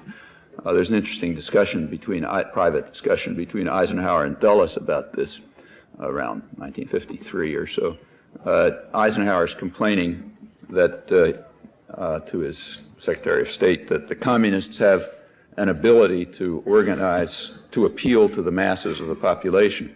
And Dulles adds, yeah, that's some capacity that we can't duplicate. And then he explains to Eisenhower the reason. He says the communists appeal to the poor, who are always trying to plunder the rich. That's the really big problem of world history. And we find it somehow hard, or at least they hadn't yet figured out how to sell our line, which is the rich should plunder the poor. It's kind of like a PR problem. But they've now gotten a little better, so you finally do get Newt Gingrich, let's say, advocating that the rich plunder the poor, but with enough cooperation from the educated classes so that the transparent reality isn't seen. That's pretty much the lesson of the last election. Speaking of democracy, what this reflects is the growth of a really deep-seated totalitarian streak in U.S. culture. When you get away with things like that, that's something that a well-run totalitarian state could scarcely duplicate. What is going on in, India is actually not a bad example of this. Russia was indeed committing all sorts of crimes. One of them was that it was offering some kind of a space for independent development. In addition, it wasn't, lining up with the aspirations of the common man, but its very existence led to some space for independent development, and it sometimes, for opportunistic reasons, would help independent growth. India is a clear case. Under British rule, India was a total disaster area, but development did begin, at least in some areas after the British left. Not, however, in the pharmaceutical industry. There, mostly British multinationals made huge profits in India by overpricing, counting on their monopoly of the market. With the help of the World Health Organization and UNICEF, India began finally to escape from these controls, but it really wasn't until 1961 when the public sector drug production was established with Soviet technology. That led very quickly to radical reduction in drug prices.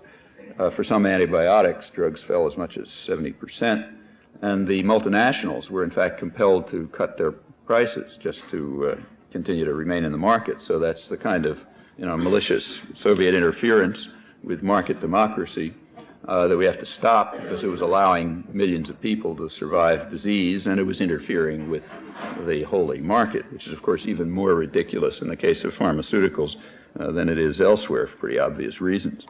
That was one of Russia's crimes, which indeed greatly infuriated the Eisenhower and Kennedy administrations. Fortunately, that's overcome with the Soviet Union gone and capitalism triumphant.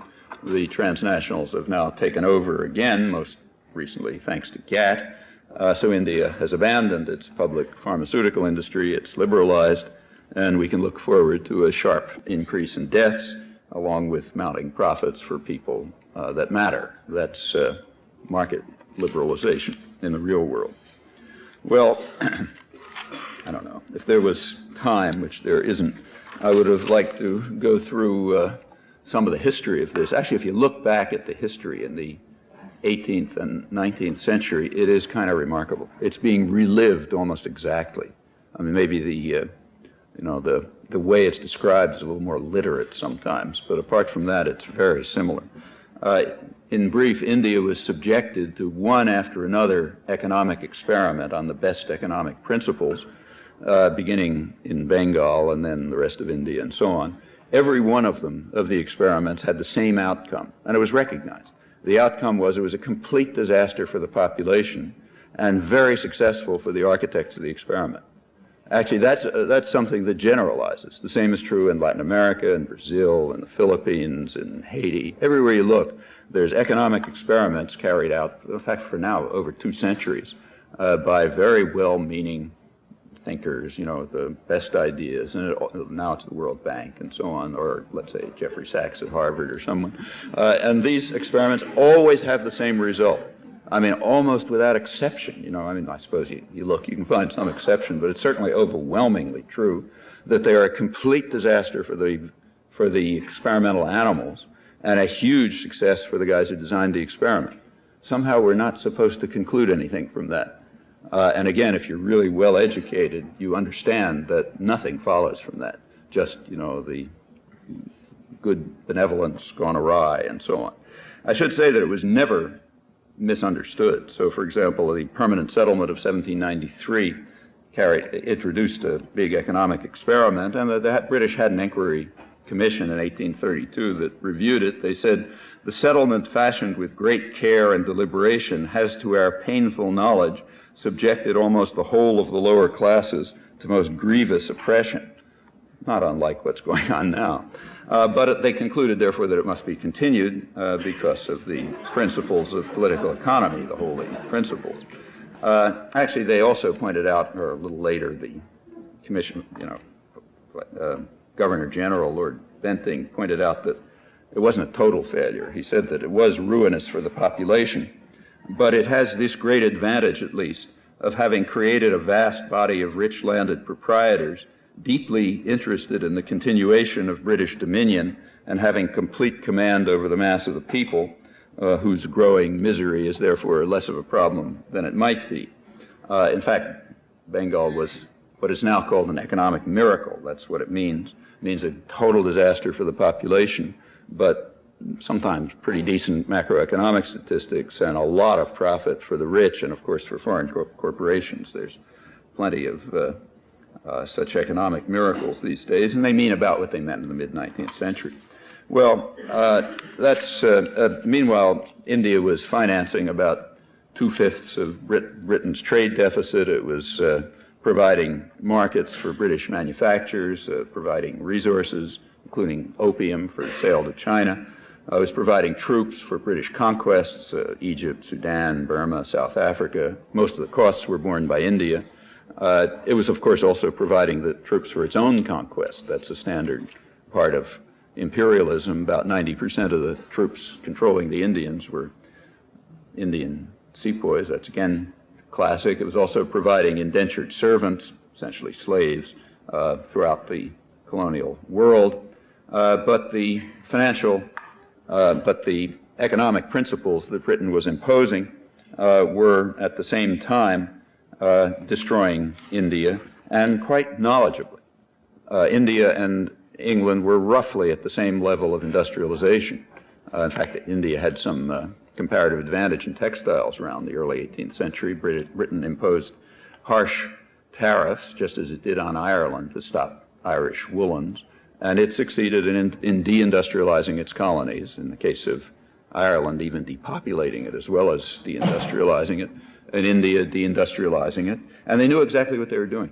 You look back at the liberal historians, they describe it. So Harold Wilson, who was one of the friend of James Mills, leading liberal of the early 20th century, as a free trader, which he was, he deplored the measures that Britain was undertaking to destroy Indian industry, but he concluded that they were necessary for the following reason. Had they not been carried out, the mills of Paisley and Manchester would have been stopped in their outset and could scarcely again have been set in motion, even by the power of steam. they were created by the sacrifice of Indian manufacturers. And that's quite true. The same happened in Egypt at about the same time. The only reason it didn't happen here is that the colonies were too powerful. In fact, super powerful. In the 18th century, the colonies here were so rich that life expectancy was higher than it was for the British upper classes until into the 20th century.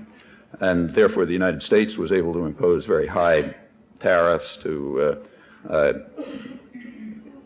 ensure that the main commodity, cotton, would be cheap by a slight market intervention, namely exterminating the native population and bringing in slaves, conquering the continent, and in other ways developing by exactly the same method that everyone else has developed in history. Nehru, in his writing in a Indian prison, in a British prison in 1945, was quite realistic when he said that the real and fundamental cause of the appalling poverty of the Indian people is these policies of Britain. There's very little doubt of that. Incidentally, it's that kind of insight that made, or attitude that made Nehru so utterly despised by American leaders. It's kind of interesting to read the internal documents on this. The way they describe Nehru then is almost the same as the way they describe people like Aristide today. You look at Dulles and Eisenhower and Lloyd Henderson, who was like, the striped pants dean of the Foreign Service in those days, and ambassador to India. They described Nehru as internal documents: arrogant, self-righteous, vain, immature. He should become an adult. Eisenhower, he said, he suffers from an inferiority complex and schizophrenia that's demonstrated by his terrible resentment of domination by whites, which is obviously a form of insanity after India's history. And Eisenhower explained this psychosis, his schizophrenia. He said it was caused by the fact that Britain had treated India as a spoiled child, that had been coddling it too much. So, the Indians had these weird attitudes. And there was some other evidence for his psychic disorders. Nehru condemned Dutch atrocities in Indonesia. That showed his lack of stability, Lloyd Henderson pointed out. He followed an Asia for the Asians creed, Dulles said, another proof of instability. I mean, obviously, the United States would never advocate anything like the Monroe Doctrine, let's say. The point is that Nehru didn't comprehend that it's supposed to be Asia for Western investors, like the Monroe Doctrine in the real world. Another thing that really irritated the hell out of them was that Nehru failed to recognize the necessary purity of American intentions, and he refused to line up 100% behind the holy war that the fanatic and hysterical U.S. leadership saw themselves as fighting. Incidentally, those words are quite accurate. Scholarship really has to work overtime to suppress the content of the documents written by people like Nitze and Atchison and so on, because they really sound exactly like raving maniacs. That's why nobody ever quotes them, that they realize that these are the major documents. Well, this is the kind of guy who you can't really deal with, kind of like Aristide today, or in fact anyone who doesn't understand that the job of the niggers is to shine Whitey's shoes and do it with proper gratitude. That's world order. Finally, Europe was kicked out of its imperial domains, leaving tremendous wreckage. India gained independence. What happened? It sought to return to the course of industrialization and modernization that Britain had blocked. The United States was in a position to help, but wouldn't. Although finally it did. In fact, it was rather cruel. So, for example, in 1950 and 51, there was a major famine in India, and the United States refused to release its excess, had excess agricultural surpluses all over the place.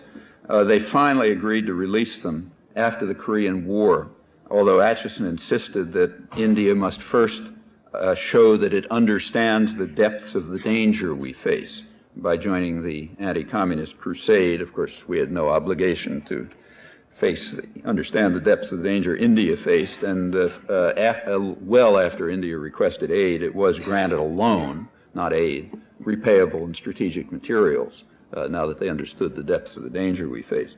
There's one scholarly study of this, a good one, by Dennis Merrill, based on declassified documents, and he concludes the following. He says, no reliable statistics exist on how many additional famine-related deaths occurred during this period, but it's clear that during 1950 and 1951, as millions of Indians struggled each day to survive on as little as 9 ounces of food grains, American policymakers sought to work India's distress to America's advantage in its Cold War policies and search for strategic materials.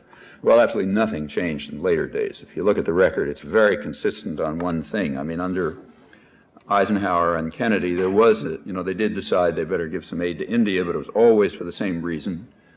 It's because we have to ensure that China doesn't look like a model for the third world, and therefore we have to support India so it'll look like a model now pretty much within our under our control, and so it remained. The experiments, meanwhile, continue. You just heard about the contemporary ones. There's actually a recent publication. Oxford Press just published 3 years' worth of reports from the Economic and Political Weekly, 1990 through 1994, early 94, and they are pretty grim, I should say. It didn't, kind of like what you were talking about. They warn of the what they call the systematic deterioration of the economy and deindustrialization, along with the growth of luxury consumption, and all of which looks very similar to the Latin American model. I mean, one of the reasons why Latin America has really never developed as compared with East Asia. And that's a model that the U.S. has crafted for half a century. It's what liberalization means when it's under foreign control, and it means it internal to the industrial societies themselves at this point. So the United States is being driven towards kind of a third world model, Britain even more so. The rest of Europe and Japan, the rest of the first world, Europe and Japan, are trying to hold out, but they won't be able to under the globalization of production that's now possible. I think what we're now seeing is a kind of a global experiment, sort of like the experiment that the British carried out in Bengal a couple centuries ago. The global experiment is to see whether it's possible to run a world in which production is done by the most poor and impoverished and oppressed people anywhere, and the production is for the rich. Fairly substantial sectors in the rich societies and very small sectors in the poor societies, with an enormous mass of completely superfluous people of the kind you send the death squads after in the third world and you put in jail in the United States. It's one reason why the Contract for America calls for increasing the already huge criminalization of the population. The United States long ago passed other countries in throwing its population in jail, and this has almost nothing to do with crime. If you look at it, it has virtually no connection with crime. It's just a war against the kind of people who, if in Brazil, would be killed by death squads, because they're superfluous. They don't contribute to wealth production, and therefore they have no rights. The drug war, which is almost a total fraud, has been manipulated in order to provide a technique by which the even minimal constitutional rights of the black population are simply totally disregarded, so that they can be jailed and gotten rid of. That's incidentally another Keynesian stimulus to the economy, which is another reason why Gingrich likes it, along with the Pentagon. In fact, it's about at the scale of the Pentagon. If you look at the crime industry now, the federal subsidies that go into construction and supervision of criminals and lawyers and all that kind of stuff is roughly at the scale of the Pentagon, but it's not as favored as the Pentagon, like Gingrich likes it, but not as much as the Pentagon, because it's not skewed so sharply towards the wealthy. It's more distributed, in terms of the federal largesse, and therefore not quite as good. So that's part of it.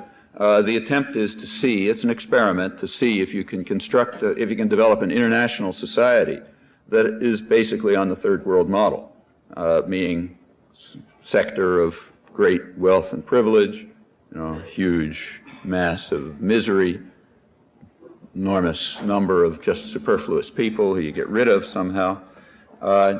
Meanwhile, exactly as you heard, the central, not just in India, but on a world scale, effective decision-making is moving more and more into the hands of unaccountable, centralized institutions, the big transnationals, the kind of quasi-governmental institutions that they're spawning, which are, you don't know what's going on inside them. They have enormous power. Parliamentary systems are declining relative to them.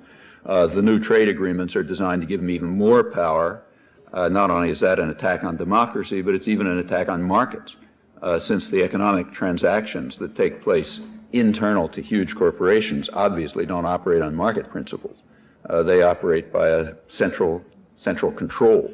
And that's not small. It's about 40% of what's called world trade is internal to huge transnational, centrally managed transactions. So all of this is intended as an attack on markets, except for the poor. They're going to suffer market discipline. An attack on democracy, and a creation of a kind of an international third world model. And nobody knows if it'll work.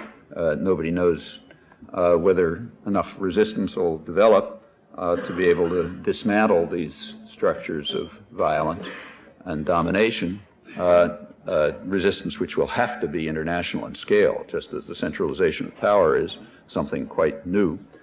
These are just open questions, and they are indeed the large questions for the future, in my opinion.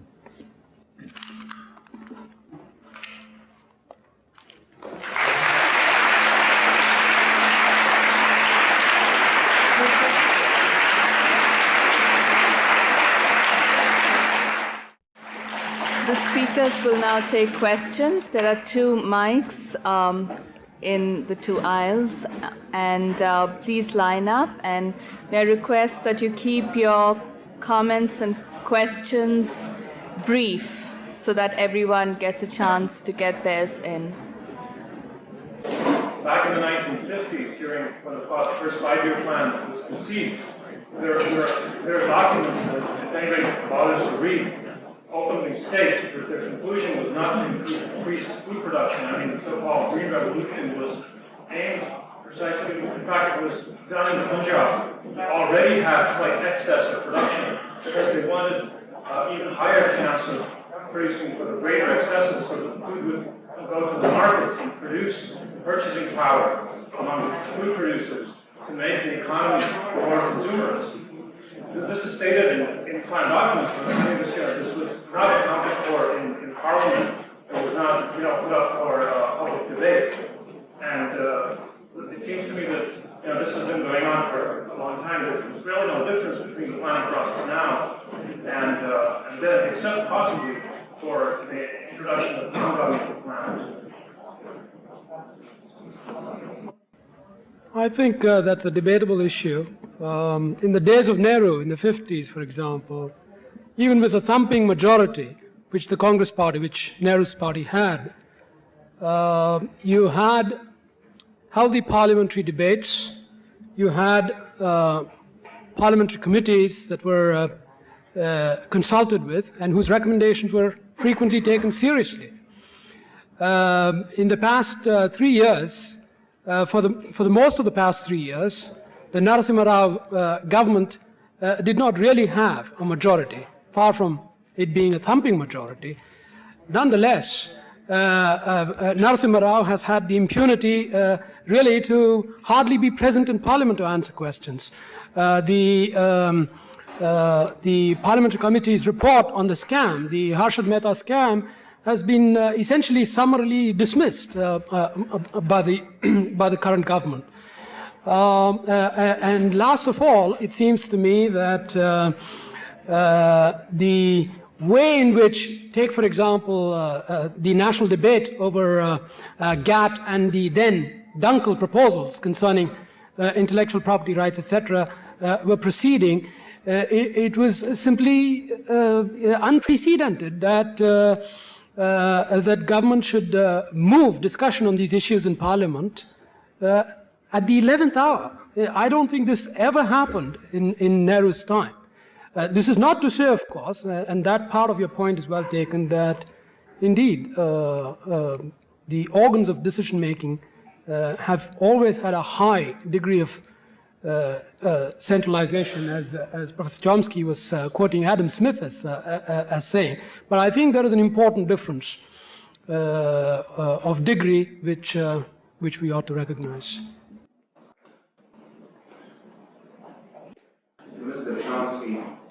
respect to Clinton's involvement in restoring Aristide to Haiti, do you feel this is a positive step in the right direction? And do you feel that he should be given credit for taking this against what I perceive to be not, he didn't have the support of the people because of just the way the media's work and demonizing Aristide in the press? Well, all you have to do is look at who's happy and who's sad. I think it tells you a lot. The happiest person in Haiti apparently is Fritz Mevs, who's the spokesman for the biggest and richest family in Haiti and one of the major coup supporters. He's in fact circulating tens of thousands of posters all over Port-au-Prince, welcoming Aristide and thanking Clinton for bringing him back and so on. And the reason is because he's literate, and he got rich by paying attention to what happens, and he can see exactly what's happening. Clinton consummated effectively the Bush-Clinton program. They really weren't very different, to try to destroy the Aristide government, which is exactly what they've done. First of all, it's not true that he restored Aristide. He put Aristide back for a couple of months, not for 4.5 years. They're always talking about the Constitution. It says he has to step down next December. It doesn't say that at all. The Constitution says that the elected president has a 5-year term. It doesn't say what's supposed to happen when 3 years of that 5-year term are spent sitting in Washington while U.S.-trained thugs are massacring destroying the popular organizations that elected him. Well, Clinton has his view on that, and 100% of the American press agrees with him. You have to go to Canada to find this not very profound observation made. He'll be back for a couple of months. Fritz Mevs is quite capable of reading the economic plan that was rammed down Aristide's throat, which says that, and a lot of nice words, but when you get to the central part, World Bank plan, it says something like this. This is almost exact. It says the renovated government will focus its energies on civil society, primarily the export sector and foreign investors. Okay, meaning U.S. investors are part of Haitian civil society, and in fact the privileged sector of Haitian civil society, but not the folks in slums or up in the mountains. They're not a relevant part of Haitian civil society.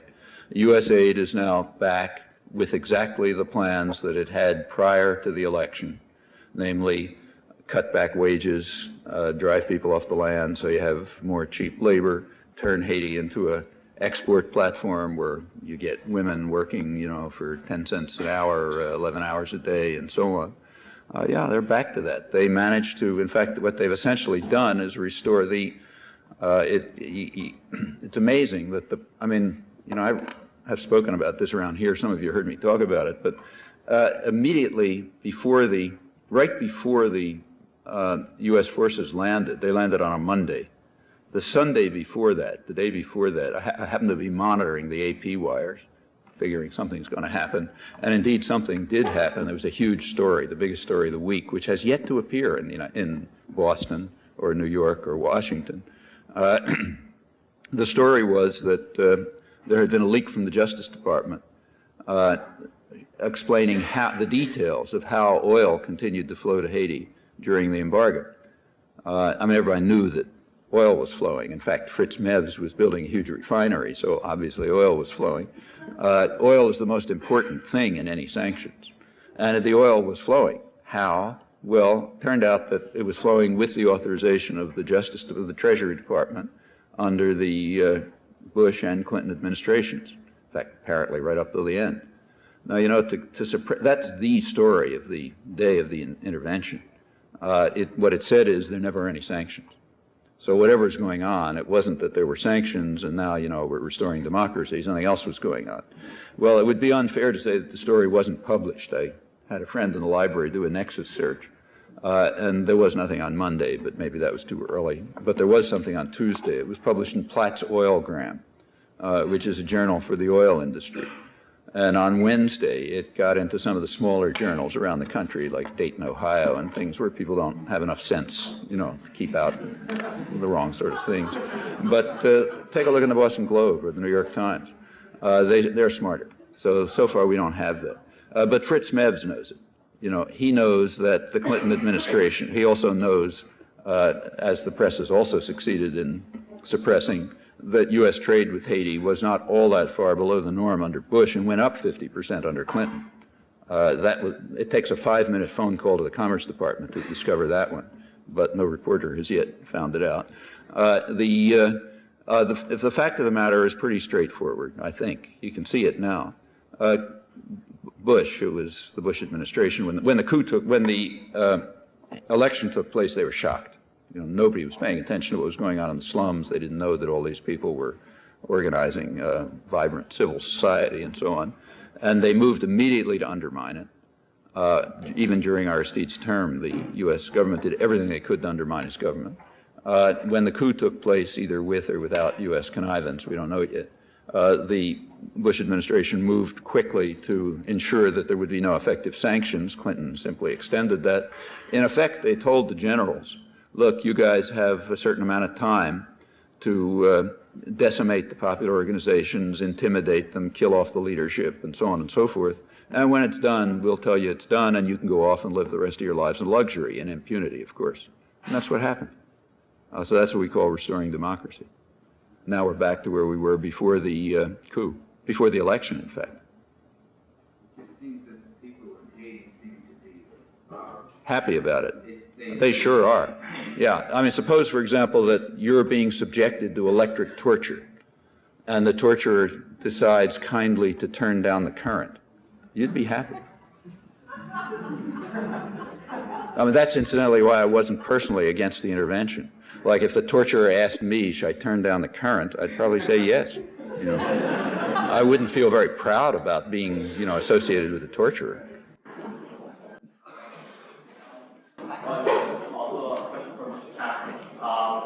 Earlier in your speech, you reviewed the philosophy of the conservative movement. Exposing the poor more to market forces while further sheltering the wealthy from market forces to various capital needs. I'm sorry, I'm not catching what you're saying. Oh, sorry. I was just trying to speak at this point, right? Earlier in your speech, that when the actions of the conservative movement was actually exposing the poor more to market pressures, market forces, while it was sheltering the rich from market forces through income tax cuts. Yeah, these guys should not be called conservatives. I mean, whatever it is, you shouldn't tarnish the good name of conservatism by using it to refer to these statist reactionaries. They're all believers in powerful states. Except don't think they'll have progressive income Tax? and then Well, not thanks to them. Not thanks to them. They fought against it, and besides, look, take, say, Massachusetts. It loses on the ballot every time under business pressure. And while there is technically a progressive income tax, which was finally achieved through a lot of popular struggle, they've been cutting away at it ever since. If you look at actual tax rates, you look at the percentage of one's income that goes to taxes, it's pretty flat across the income distribution. Unfortunately, I have no idea. Well, the best place to look, the guy who did the most detailed work on this is a very, a real conservative in the real sense. Joseph Peckman, I think he's dead now, but he, for years, did analyses of actual tax distribution. And if you count in all the taxes, including the regressive ones, like sales taxes and stuff, it turns out, I forget the exact numbers, but it's, like at the very ends of the distribution, you get a little difference. But across the main distribution, it's pretty flat.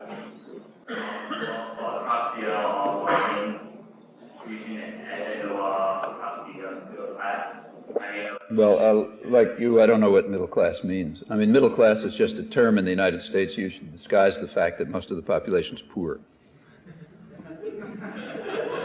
You figure if you call people middle class, they'll somehow feel, okay, I'm part of things, So everybody says they're middle class, even if they're earning $5,000 a year,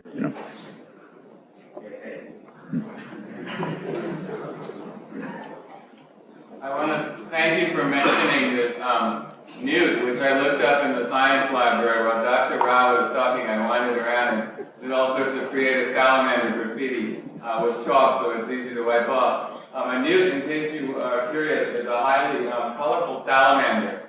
And I didn't know that until tonight, and I thank the Open Library Policy at MIT for allowing someone like me who's been diagnosed as from schizophrenic mother having tangential thoughts. Anyhow, what I've been doing is hanging out in the public documents room of the Boston Public Library. I started researching the electoral system of Washington County, New York, where my mother and I own land, and where I had to hitchhike 3 hours to apply for food stamps, which is a federal program which is guaranteed access by law to all citizens of the U.S.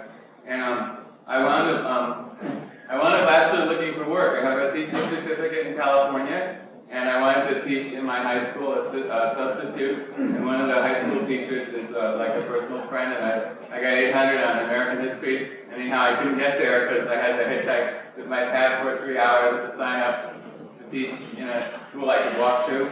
And I wound up chained to the wall of a Puerto police station because I was silent when a police officer was yelling at me. And it's a whole long story, but anyhow, I decided to prove that people who have tangential thoughts and should probably be locked up can actually do something useful for society. What I've done is taken the census data, and I'm glad you mentioned the Commerce Department before because I believe that I can prove that there's been fraud committed by the Commerce Department, both in the Reagan administration and under Ron Brown, who works with the tobacco industry.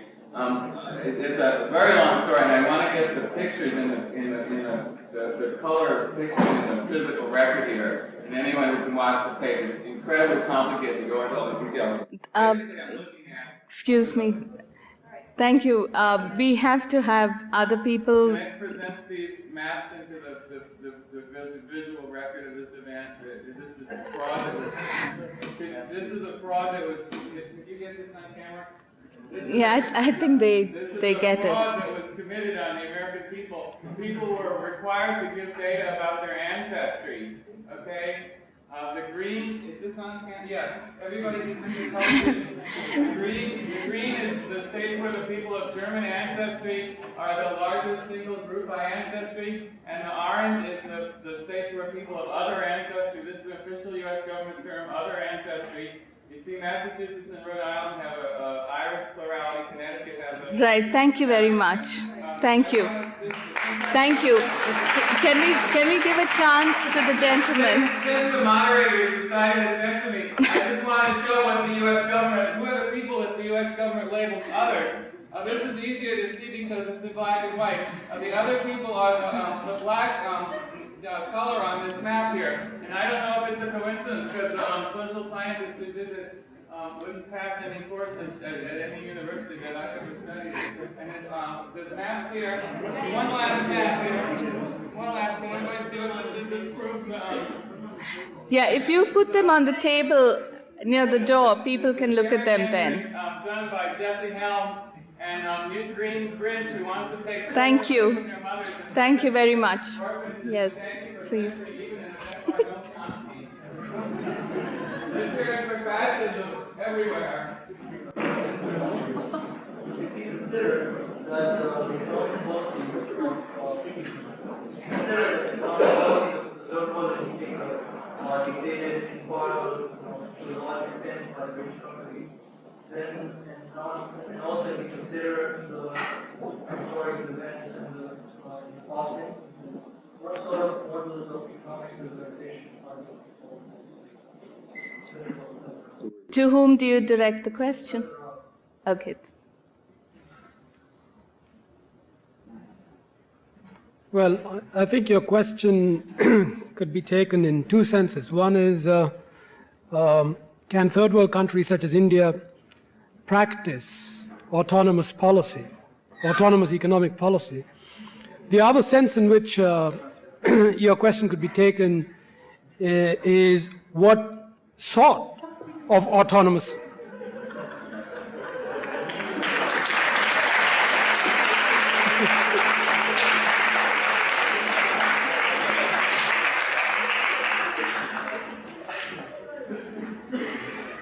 So the other sense would be what sort of autonomous economic policy could countries like India pursue.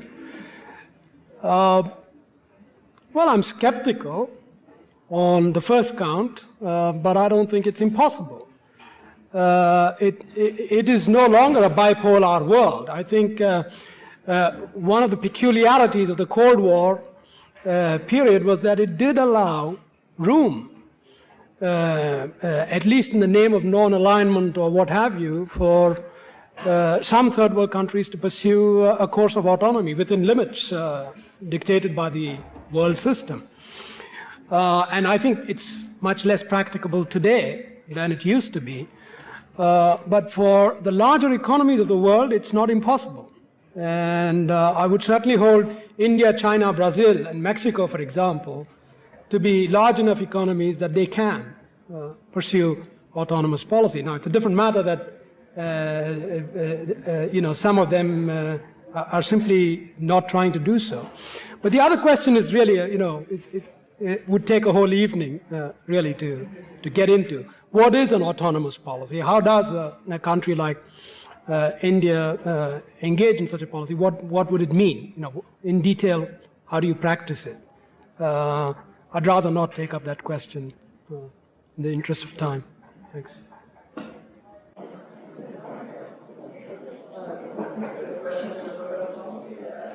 When I was listening to your talk, I got the feeling that you're really funny in the way you present stuff. You make pot shots at the rich people and things like that. What do you think about the inertia in society? About what? The inertia in society. The inertia in society? And basically, are we ever going to be able to do anything about it? I don't see any inertia in society. I don't know what inertia you're talking about. I mean, if there was inertia in society, we'd still live under feudalism and slavery. No, I think what I'm saying is that this is not going to be easy to change. Whoever I can think of putting in there, except maybe Mahatma Gandhi, is going to do just the same thing that what you're saying. And so what is the final end to this? Final end depends on what people do. I mean, there have been, throughout all of history, there have been popular movements that struggled against oppression and authority. Sometimes they win, sometimes they lose. If we want to learn something about how you do it, and if we want to learn something about democracy, we can look at places like Haiti, where in fact, while nobody was looking, a major and rather dramatic array of popular movements developed under, the noses of the rich, and got strong enough so that they needed foreign power to crush it. Well, in the United States, there's no foreign power that can crush it.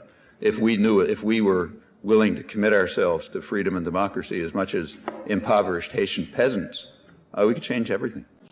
Yeah, but one of the arguments is that the people who are doing this, which is in the United States, are getting more and more powerful. Who says? Who said? No, I don't think they're more. Look, they have power as long as you let them have power. There's no objective power in the hands of transnational corporations. If the population decides to dismantle them, they're finished. Right, okay. And so if we all agree that what you're saying is right, that we are headed in the wrong direction, and someday somebody is going to come around and change the whole system of the earth. Not somebody's going to come around. It's going to be changed by a long period of intense popular struggle, which means education and understanding and organization and reforms and defeats and victories until finally you create a better world. That's the way everything's happened in history. But you're saying that basically the rich people are in control, they don't want the poor people to come up. That's right. That's always been true, and poor people have always come up. That's why there is a welfare state. That's why, look, in some ways, the situation in the world now has a kind of an eerie resemblance to what was going on in England around the 1820s. That's the period when classical economics was developed, the stuff they teach you in school, David Ricardo and so on. Now then it was England, now it's the world, but that aside, it's very similar, and it's kind of interesting to see what happened. Like maybe people were asking your kind of question then. Around 1820, this was the period in which, it was the period of ascendance of modern capitalism. That meant you had to destroy people's belief that they had human feelings, and that they had what was in fact called a right to live. You had to eliminate the idea that there's a right to live. So when you read the classical economists, like say David Ricardo, they say it's an infringement of natural liberty and even science to mislead people into believing that they have rights other than their rights on the labor market. They don't have any human rights. And he says that's as certain as the principles of gravitation. And out of that comes the whole, there's a labor market. The way Malthus put it, he's famous for the stuff on population, but he was a major economist. He said if you don't have inherited wealth and you can't survive on the labor market, then go somewhere else. Okay, and somewhere else meant, in those days, go to the colonies where they've exterminated the population so it's open. Well, they finally won. Like in the 1830s, these guys basically won. They took political power. They were now in a position to create a world, it was just England then, in which you had no human rights, except the rights you got on the labor market, and your choices were try to survive on the labor market, go to a workhouse prison, or go somewhere else. Perfect victory, great free market victory. The only trouble was that the British Army was at that time involved mostly in putting down riots, and within a couple of years they had the Chartist movement, and the labor movements began organizing, and pretty soon people got scared because they realized that we can deny them the right to live, but they can deny us the right to rule. Well, the science, fortunately, is very flexible. It's not like physics. You can adapt it as you choose. So the science changed. And by the time you get to the mid-century, people like John Stuart Mill or even, conservative economists like Nassau Senior, they discovered that there is a right to live. And you start getting what becomes the foundations of the modern welfare state. Well, that's what happened then. Now it's being tried on a world scale. You could ask the same question in England in the 1820s. I mean, one case is that, just one last one.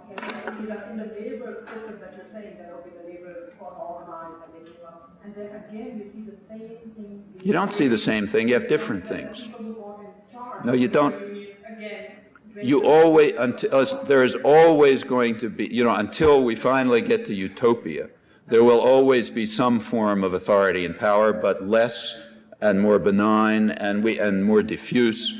Democracy has extended, autocracy has declined. It's not a straight path upwards, like we happen to be in a path downward now. But that's a constant struggle all through history. I don't understand your point. If you're saying, how can we get to a perfect world where nobody is unpleasant to anyone else? Well, I don't know how to do that. How can you make changes that'll make things better? We all know how to do it. This is a question for Noam as well. It seems that two of the issues that our corporate media is gripped by these days are crime and immigration. And I wonder if you could... crime and what? Immigration. If you could point us to a few bits of the documentary record that pretty much completely contradict what's mainly the mantra of the mainstream media right now on both crime statistics and how they've changed in the last 50 years, say, in 2 decades, and the amount of media coverage. Not that we're going to hear too much about white-collar or corporate felons, but also the immigration and immigration of corporate wealth. Well, actually, immigration is a big issue in places like, say, California, but countrywide, it's crime and welfare that are the two big issues. And as far as immigration goes, I should say, corporations are very split because they need the cheap labor. On crime, there's good work. Some of the best work is actually the best work I know is by a criminologist named William Chambliss at George Washington University. He's one of the main criminologists who also, incidentally, has been running quite interesting studies in a project with the Washington police force, where law students and others go around in police cars and just take transcripts of what's happening and so on. And the general fact, which everybody knows, in fact, is that crime statistics haven't changed a lot in the last 20 years or so. The perception of crime has changed. There are some changes here and there, but fundamentally it's about the same. In fact, violent crimes have been even declining. As he points out, in fact, it's not true that the concern over crime compelled the government to take steps. It was quite the other way around. Hysteria over crime was whipped up by Richard Nixon and, a lot of right-wing Democrats and so on. You can understand why. It's functional. There is a growing superfluous population. Since the 1960s, real wages have either stagnated or in the Reagan years actually declined. There are more and more people around who are like those people who Ricardo was talking about. You know, you can't survive in the labor market, go somewhere else. Well, there's nowhere to go now. So what you do is lock them up. And in the Reagan years, the incarceration rate tripled. Well, these are the basic facts about, and it was not because of crime. In fact, most of I don't have the exact numbers in my head now, but an extraordinarily high number of the people in jail are there for non-crimes. They're there for what they call victimless crimes, like possession. You know, you got a joint in your pocket. That's simply a technique for throwing the black population in jail. Chambliss concludes on the basis of his own studies, which are the most intensive I know, that the police have simply declared the black males a criminal population. However, I don't think he's exactly right. If you look at his data, that's not true, because criminals have constitutional rights. And as he shows, they do not regard the black population as having constitutional rights. So these are, you know, there are, if you call me sometime, I'll give you references, but he's got, you know, they're very good studies where people go with the police and see what they do, and they don't treat any black person as having constitutional rights. You know, break into houses, you take people out, you toss them in jail. We passed South Africa and Russia back in the mid-'80s in per capita imprisonment. Actually, last year, you'll be happy to know that we went back into second place. Under the capitalist reforms, Russia is now a little bit ahead of us in locking up its population. They're sort of learning our values as we're trying to teach them. But we passed them in the 80s. This huge growth of crime has nothing to do with the increase of crime, and in fact, it's not even aimed at dealing with it. So, for example, if you look at the people in crime, most of the people in jail are for drugs. But if you look at who's in jail, it's not, I mean, you try to find, say, bankers or chemical company executives. You know, anybody who's involved in the center of the drug racket, they are. Like, you know, most of the big banks are involved in money laundering. The chemical corporations, the CIA pointed out years ago that they're sending down to Latin America chemicals way beyond the level of anything that's needed for industrial purposes. And if you look at what they're sending, it's, the kind that they use for high technology relatively high technology drugs like cocaine processing. Do you see those guys in jail? No. What you see in jail is black kids who they can't figure out anything else to do with. If it was Brazil, you would send out the death squads. Just real quick, I was wondering, with statistics about the crime rate of the last 2 decades. They come from the FBI. Yeah, they come from the FBI. You know, the FBI publishes regular records, and it's, you know, it varies a little bit, but it's pretty flat.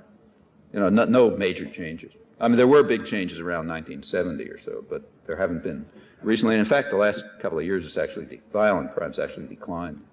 I mean, it's not to say that crime isn't a big problem. You know, like it's terrifying a lot of people and making their lives impossible. But the crime war isn't intended to deal with that. It's just bypassing it completely.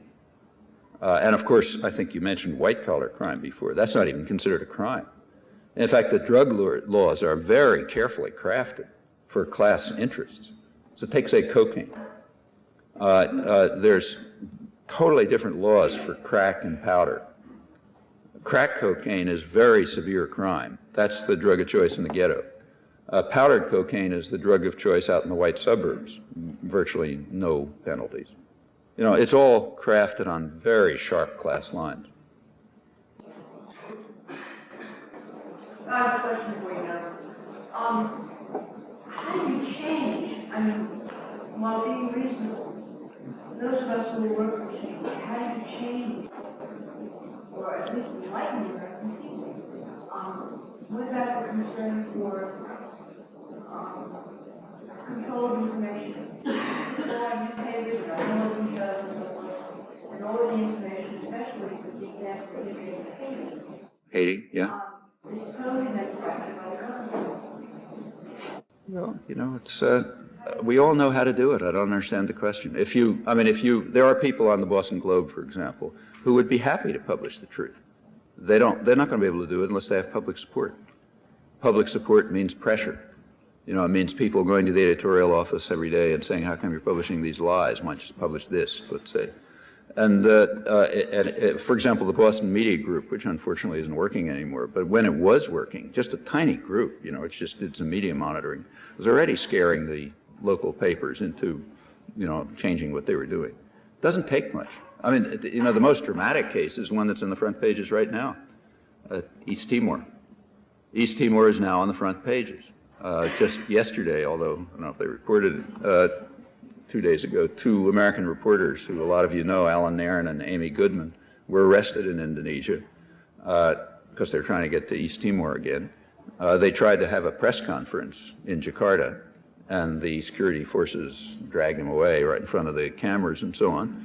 But East Timor is on the front pages, like the Globe has had an op-ed the other day from one of the main activists. They had good editorials. I mean, that happened because about 10 people were working on it in the country. It doesn't exist. Did East Timor exist? I mean, you can't imagine anything more marginal than East Timor.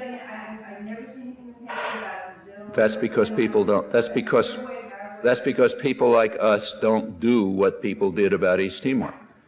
That's the only reason. It's not. I mean, look, it's not going to happen. They have no interest in pointing out that the worst human rights violator in the hemisphere is Colombia, and it gets more than half of our military aid going up into Clinton. What interest do they have in publicizing that fact? Any more than they had an interest in publicizing the fact that the U.S. was the main supplier of Indonesia for its near genocide in East Timor. They have no interest in that. But in fact, with popular effort, you know, these facts get out. They don't get out if you sit in your room somewhere. And it's not that there's any secret. Everyone knows exactly how to do it. What about the transfer of assets? What about what? The control of money going from countries, individual countries, to globalization programs. What kind of effect is that going to have? Look, there are a lot of popular organizations. There's a 50 Years is Enough campaign going on now, which has all kinds of local groups operating on it, which is concerned with the World Bank. It's educating people about it. It's publishing things. It's I mean, it ranges from calling for an end of the World Bank to radical modification of it. That's the way you educate people about these things. What other way could there be? I mean, how did the solidarity movement for Central America develop, which included hundreds of thousands of people, millions of people, and had a big effect? You know, it did not happen by people sitting in the room and asking, how do I do something about it? We know how to do it.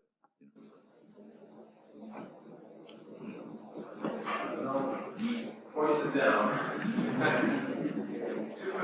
The first has to do with overpopulation getting a bad rap these days, being labeled a lot of social evils that we're seeing. Can you comment on that? The second has to do with the fact that December is coming in a month and a half, and we're going to see Christmas time. These malls is concentrating on the kids' Christmas Carol. They're not concentrating on Devil's Christmas, they're not concentrating on the children dying in the streets in industrial Britain. Why only on how you tip and not on the actual facts of what happened back in the Usual. For example, people are going to be buying toys for Christmas for their children and their children's friends, and they're not going to be paying a lot of attention to the fact that, I forget the number, but I think it's maybe 80% or so of some high number percentage of those toys are being made in East Asian crematoria, you know, literally, where women are locked into factories and burned to death if there's an electrical switch breaks, like in Guangdong province and in Thailand and so on. You know, they're not going to be paying attention to that when they buy the toys. I mean, maybe they'll look and see if the blood's washed off or something. Well, I know it was a rhetorical question. You're not really asking me for the answer. These are things that people should know. As to, what was the first question? Overpopulation. Well, actually, there was a very good study of that, and what I'd recommend, since there isn't much time, I think it was very good, by Amartya Sen. You know him, he's an economist over at Harvard. It was in the New York Review a couple of months ago. He's an extremely good economist who's done very good work on this topic, and he just went through in detail what everybody knows who's looked at it.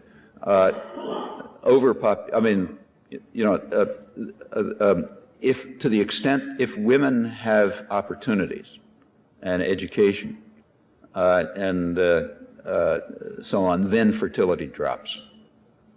So in India, there's one state, one of the poorest states, isn't it, Carol? It must be one of the poorest states, which has, I think, one of the highest literacy rates, and especially for women and so on, and fertility is way down. It's very poor. And then you don't have to kill people. You don't have to do anything like that. You just have to create opportunities. In much of Europe, population growth is actually negative at this point. The genes didn't change. It's just that people have opportunities and choices, and they decide not to have 6 kids. If you're a poor person, it makes a lot of sense to have a lot of children. Who's going to take care of you when you get old? Maybe some of them will survive. Like my mother's family. I mean, they all talk about blacks and so on. I'm an Ashkenazic Jew. We're supposed to be the highest IQ, this, that, and the other nonsense. My mother's family had 11, that I know of, 11 kids. I'm not sure how many because nobody counted the ones who died. Well, because they were an East European family, and you just had a lot of kids. That's the way you survived. A lot of them died, some survived. Maybe some of them take care of when you're older. Yeah, you want to get rid of the problems of too much population. Create decent circumstances for people to live in. Incidentally, the problems of the world are not due to overpopulation. So the problem of overuse of resources, for example, which is real, has nothing to do with population. I mean, it's rich people like us who are using the overwhelming mass of the resources. And if you want to cut down the problem of overuse of resources, cutting down the birth rate in India has almost nothing to do with it. Thank you. Dr. Chomsky, we hear your speech and a lot of other people addressing or articles addressing this topic. We hear a lot about the macro social institutions, the government, the rich being responsible for the human suffering that's going on in our own country and around the world. But isn't really the case that each of us here is really more responsible for those macro social institutions? I mean, are you willing, am I willing, are we all willing to give up our $60,000 a year or whatever we may be earning and go down to a level of about $15,000 or $20,000? Who says, first of all, who says there would be any sense in doing that? Well, what if we, instead of, if we earn that 60, why don't we get $25,000? Well, you can if you want, but that's almost useless, I don't think it is. Yeah, it is, because the effect, if you were to give away, let's say you earn $60,000 a year and you decided to give $55,000 of it away, the effect of that on changing the world, if you did that, would be virtually undetectable. On the other hand, if you and I and other people work to change social conditions, the effect can be very great. And there's no particular reason why incomes should go down. But is that in fact the case that we don't need, a person doesn't need to earn $60,000? Sure. Yeah, in fact, you're probably worse off if you earn big salaries. But these are individual choices which are almost irrelevant to what happens to people in the world. I can say it because it's true.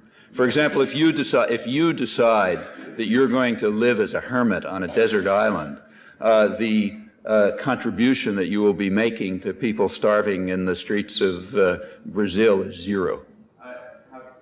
I can say it because it's true, and you know it's true. Social theory is very relevant here because we all live in a system. Okay, if you don't understand that it's true, let you tell me how you would help children starving in the favelas of Rio if you decided to live on a desert island. How would you help them? Would they be any better off? Well, possibly if you use less resources, they might be. They would be better off if you stopped using resources? Yes, very possibly. Well, you know perfectly well that that's totally irrelevant. I mean, the problem for them is not that they would have no more access to resources if you decided not to have a television set than if you do decide to have a television set. Oh, if you shared your resource, not one person. Yeah, but then it's not a matter of an individual because individuals can do almost nothing. What you can do is, as a group, change social policy. For example, if you want to affect the people in Brazil, change the policies of our government, which we're responsible for, which are driving them to that state. That will have an effect. You're assuming that social change can begin at a group level, but in fact it can begin at an individual. It ends at if you think that it begins at, if you want it to begin at individual level, that's also where it ends. If I were, running the world, I would love people to have the proposal that you're making. Because if individuals decide to do something alone to help people, you can be sure that that's not even going to be a pea on a mountain. The way changes take place is when people work together to bring about significant changes in social policy. That's exactly what I'm saying. Well, then how are we disagreeing? It's ironic because I just did give up my $60,000 job here recently, and the only significant effect I know so far is I'm on a board. But I have a question for Professor Chomsky. My question is basically, every once in a while I do run across someone who doesn't see eye to eye with you. There are actually a lot of people like that out there. I happen to think that what you say basically makes sense from a strict point of view. But as soon as I acknowledge that, the question that comes into my mind is, how do you make sense of this on a personal level? When you think about what people are doing and how they reconcile that. And when I look at people around me and people I know, and these are not people at the top echelons of power by any means, but the most I see there is that there are people who are very ideological, and oftentimes I don't like them very much, but they don't seem to be evil to me. Do you think that that characterizes the situation across the board, going all the way up to the top, or do you see more consciousness of what people are doing at the top? Well, I don't think that evil has a lot to do with it. I mean, let's suppose, I'm not sure I understand what you're saying. Let's take, let's take some institution that has power, like say General Motors, okay? Totalitarian institution which has a lot of power in the world. Well, it has a board of directors. Now, does it matter whether the people there are nice guys or bad guys? I mean, they have a certain institutional role. If they stop playing that institutional role, they'll be kicked out and somebody else will be put in. If you could have a golf date with one of the directors of General Motors and you convinced them, look, what you ought to be doing is using your resources to improve the working conditions of the workers and making better cars cheaper and so on. Suppose you convinced him. Fine, then they throw him out and somebody else comes in. I mean, because it's an institutional fact that the guys who are running that thing are going to be increasing market share and wealth. Yeah, I guess I don't see as much of a blatant instance of the kind of thing that I really find hard to explain in the corporate world today, so much as maybe in the Defense Department or in the top policy. Same in the defense. Look, I have friends who, I know people who were working in the friends actually, who were working in the military system. And, actually some of them are right around here. Like Henry Kendall, who's a Nobel Prize winning physicist here, was inside the military planning system and decided at one point he just didn't want to be part of that. Okay, and there are plenty of other people like that. Okay, they drop out, but the system doesn't change. Now, people who don't drop out, is that saying, let's get more specific. Okay, Guatemala. Now, there are people who are responsible for the policy in Guatemala. that's right. How do they justify that? Oh, that's easy. Yeah, try reading Himmler's diary someday. Go to the it's useful. Go to the lower depths of the human species and look at what Himmler was writing about. He was describing how courageous he is and how honorable and how he's defending human values and, protecting the fundamental, principles of the highest civilization in the world from this, that, and the other thing. He even had the distinguished philosophers putting it in 10-syllable words for him, like Heidegger, who was explaining in the peak of the Nazi period how Germany represents the civilization of the Greeks and is the inheritor of the civilization of the Greeks, the only authentic civilization, and has to defend it against the barbarians of East and West and so on and so forth. I mean, there's nothing you can't justify. I'm sure you probably believed it. What does that have to do with anything? It has nothing to do with it. Look, every one of us knows from our own experiences that people can internalize beliefs that are useful to them, okay? And it's, one of the things you naturally want to do is find those beliefs in yourself and help other people find them and dismantle them and try to see the world as it is.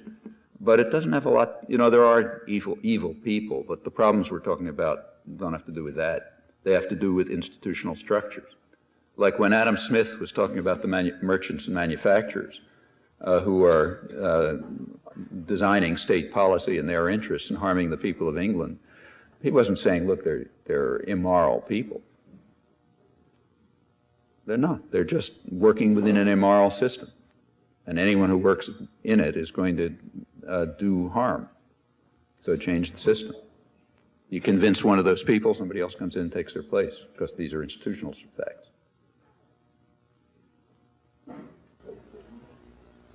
I would just like to note that today is a momentous day, that the video cassette of manufacturing consent has been released. Yeah. On my way down here today, I stopped in Portland at a video store where they're going to have it. I stopped in Portsmouth in a video store where they're going to have it.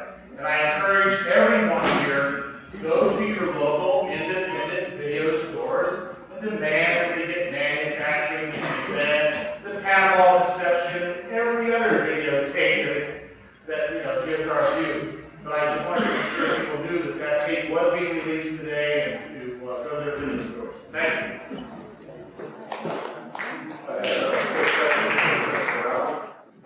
Could you give a brief assessment of the condition of the United States economy, and do you feel that it may be prone to collapse? And if so, what do you think that? Sorry, I didn't catch. The what of the U.S. economy? A brief analysis. The condition of the U.S. economy, do you feel that it may be prone to collapse? And if so, what do you think that happens? Well, that's a big subject. I mean, I think it's obvious that that the trends are all downward. It's also been clear for the past 20 years that real wages haven't gone anywhere. That the position of significant parts of the population has actually deteriorated. And meanwhile, you can see also in the saber rattling of our economic policy makers and leaders in this country vis-a-vis their competitors abroad. In fact, Clinton claims that his main mission in Southeast Asia is to make Southeast Asia safe for U.S. exports. That's an example of what I mean by saber rattling and imposing voluntary policies favorable to the U.S. on other countries. These are all signs, I think, of declining competitiveness and so on. There's nothing inevitable about this. I don't believe that this is all fated and so on. So by the same token, I don't think there's anything inevitable about a collapse and the date of the collapse. It seems to me that much like any third world country, whether the U.S. can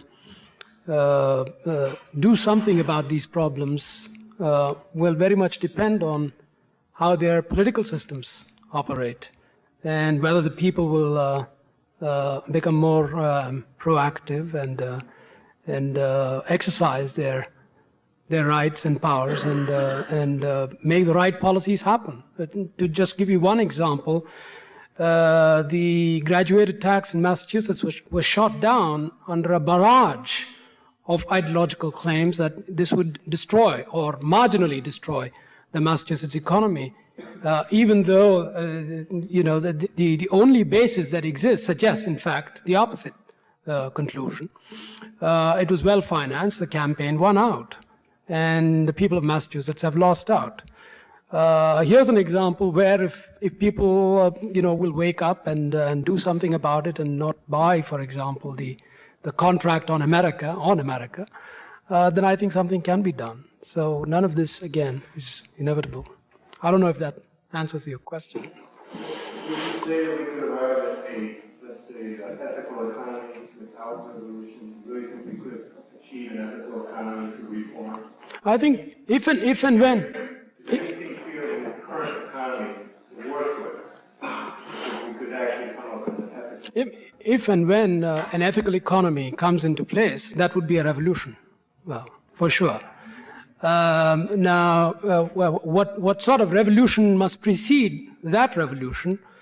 I think is something that we can think about, talk about, and do about.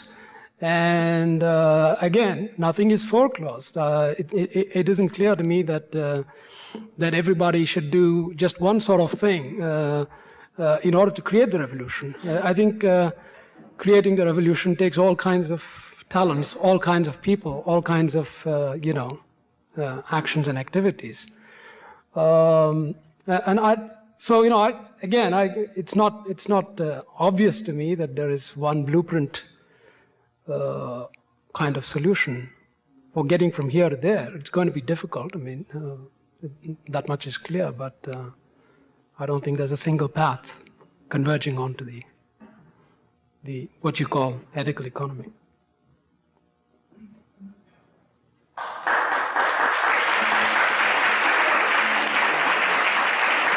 On behalf of the Alliance and everyone here, I would really like to thank our two speakers. Thank you very much.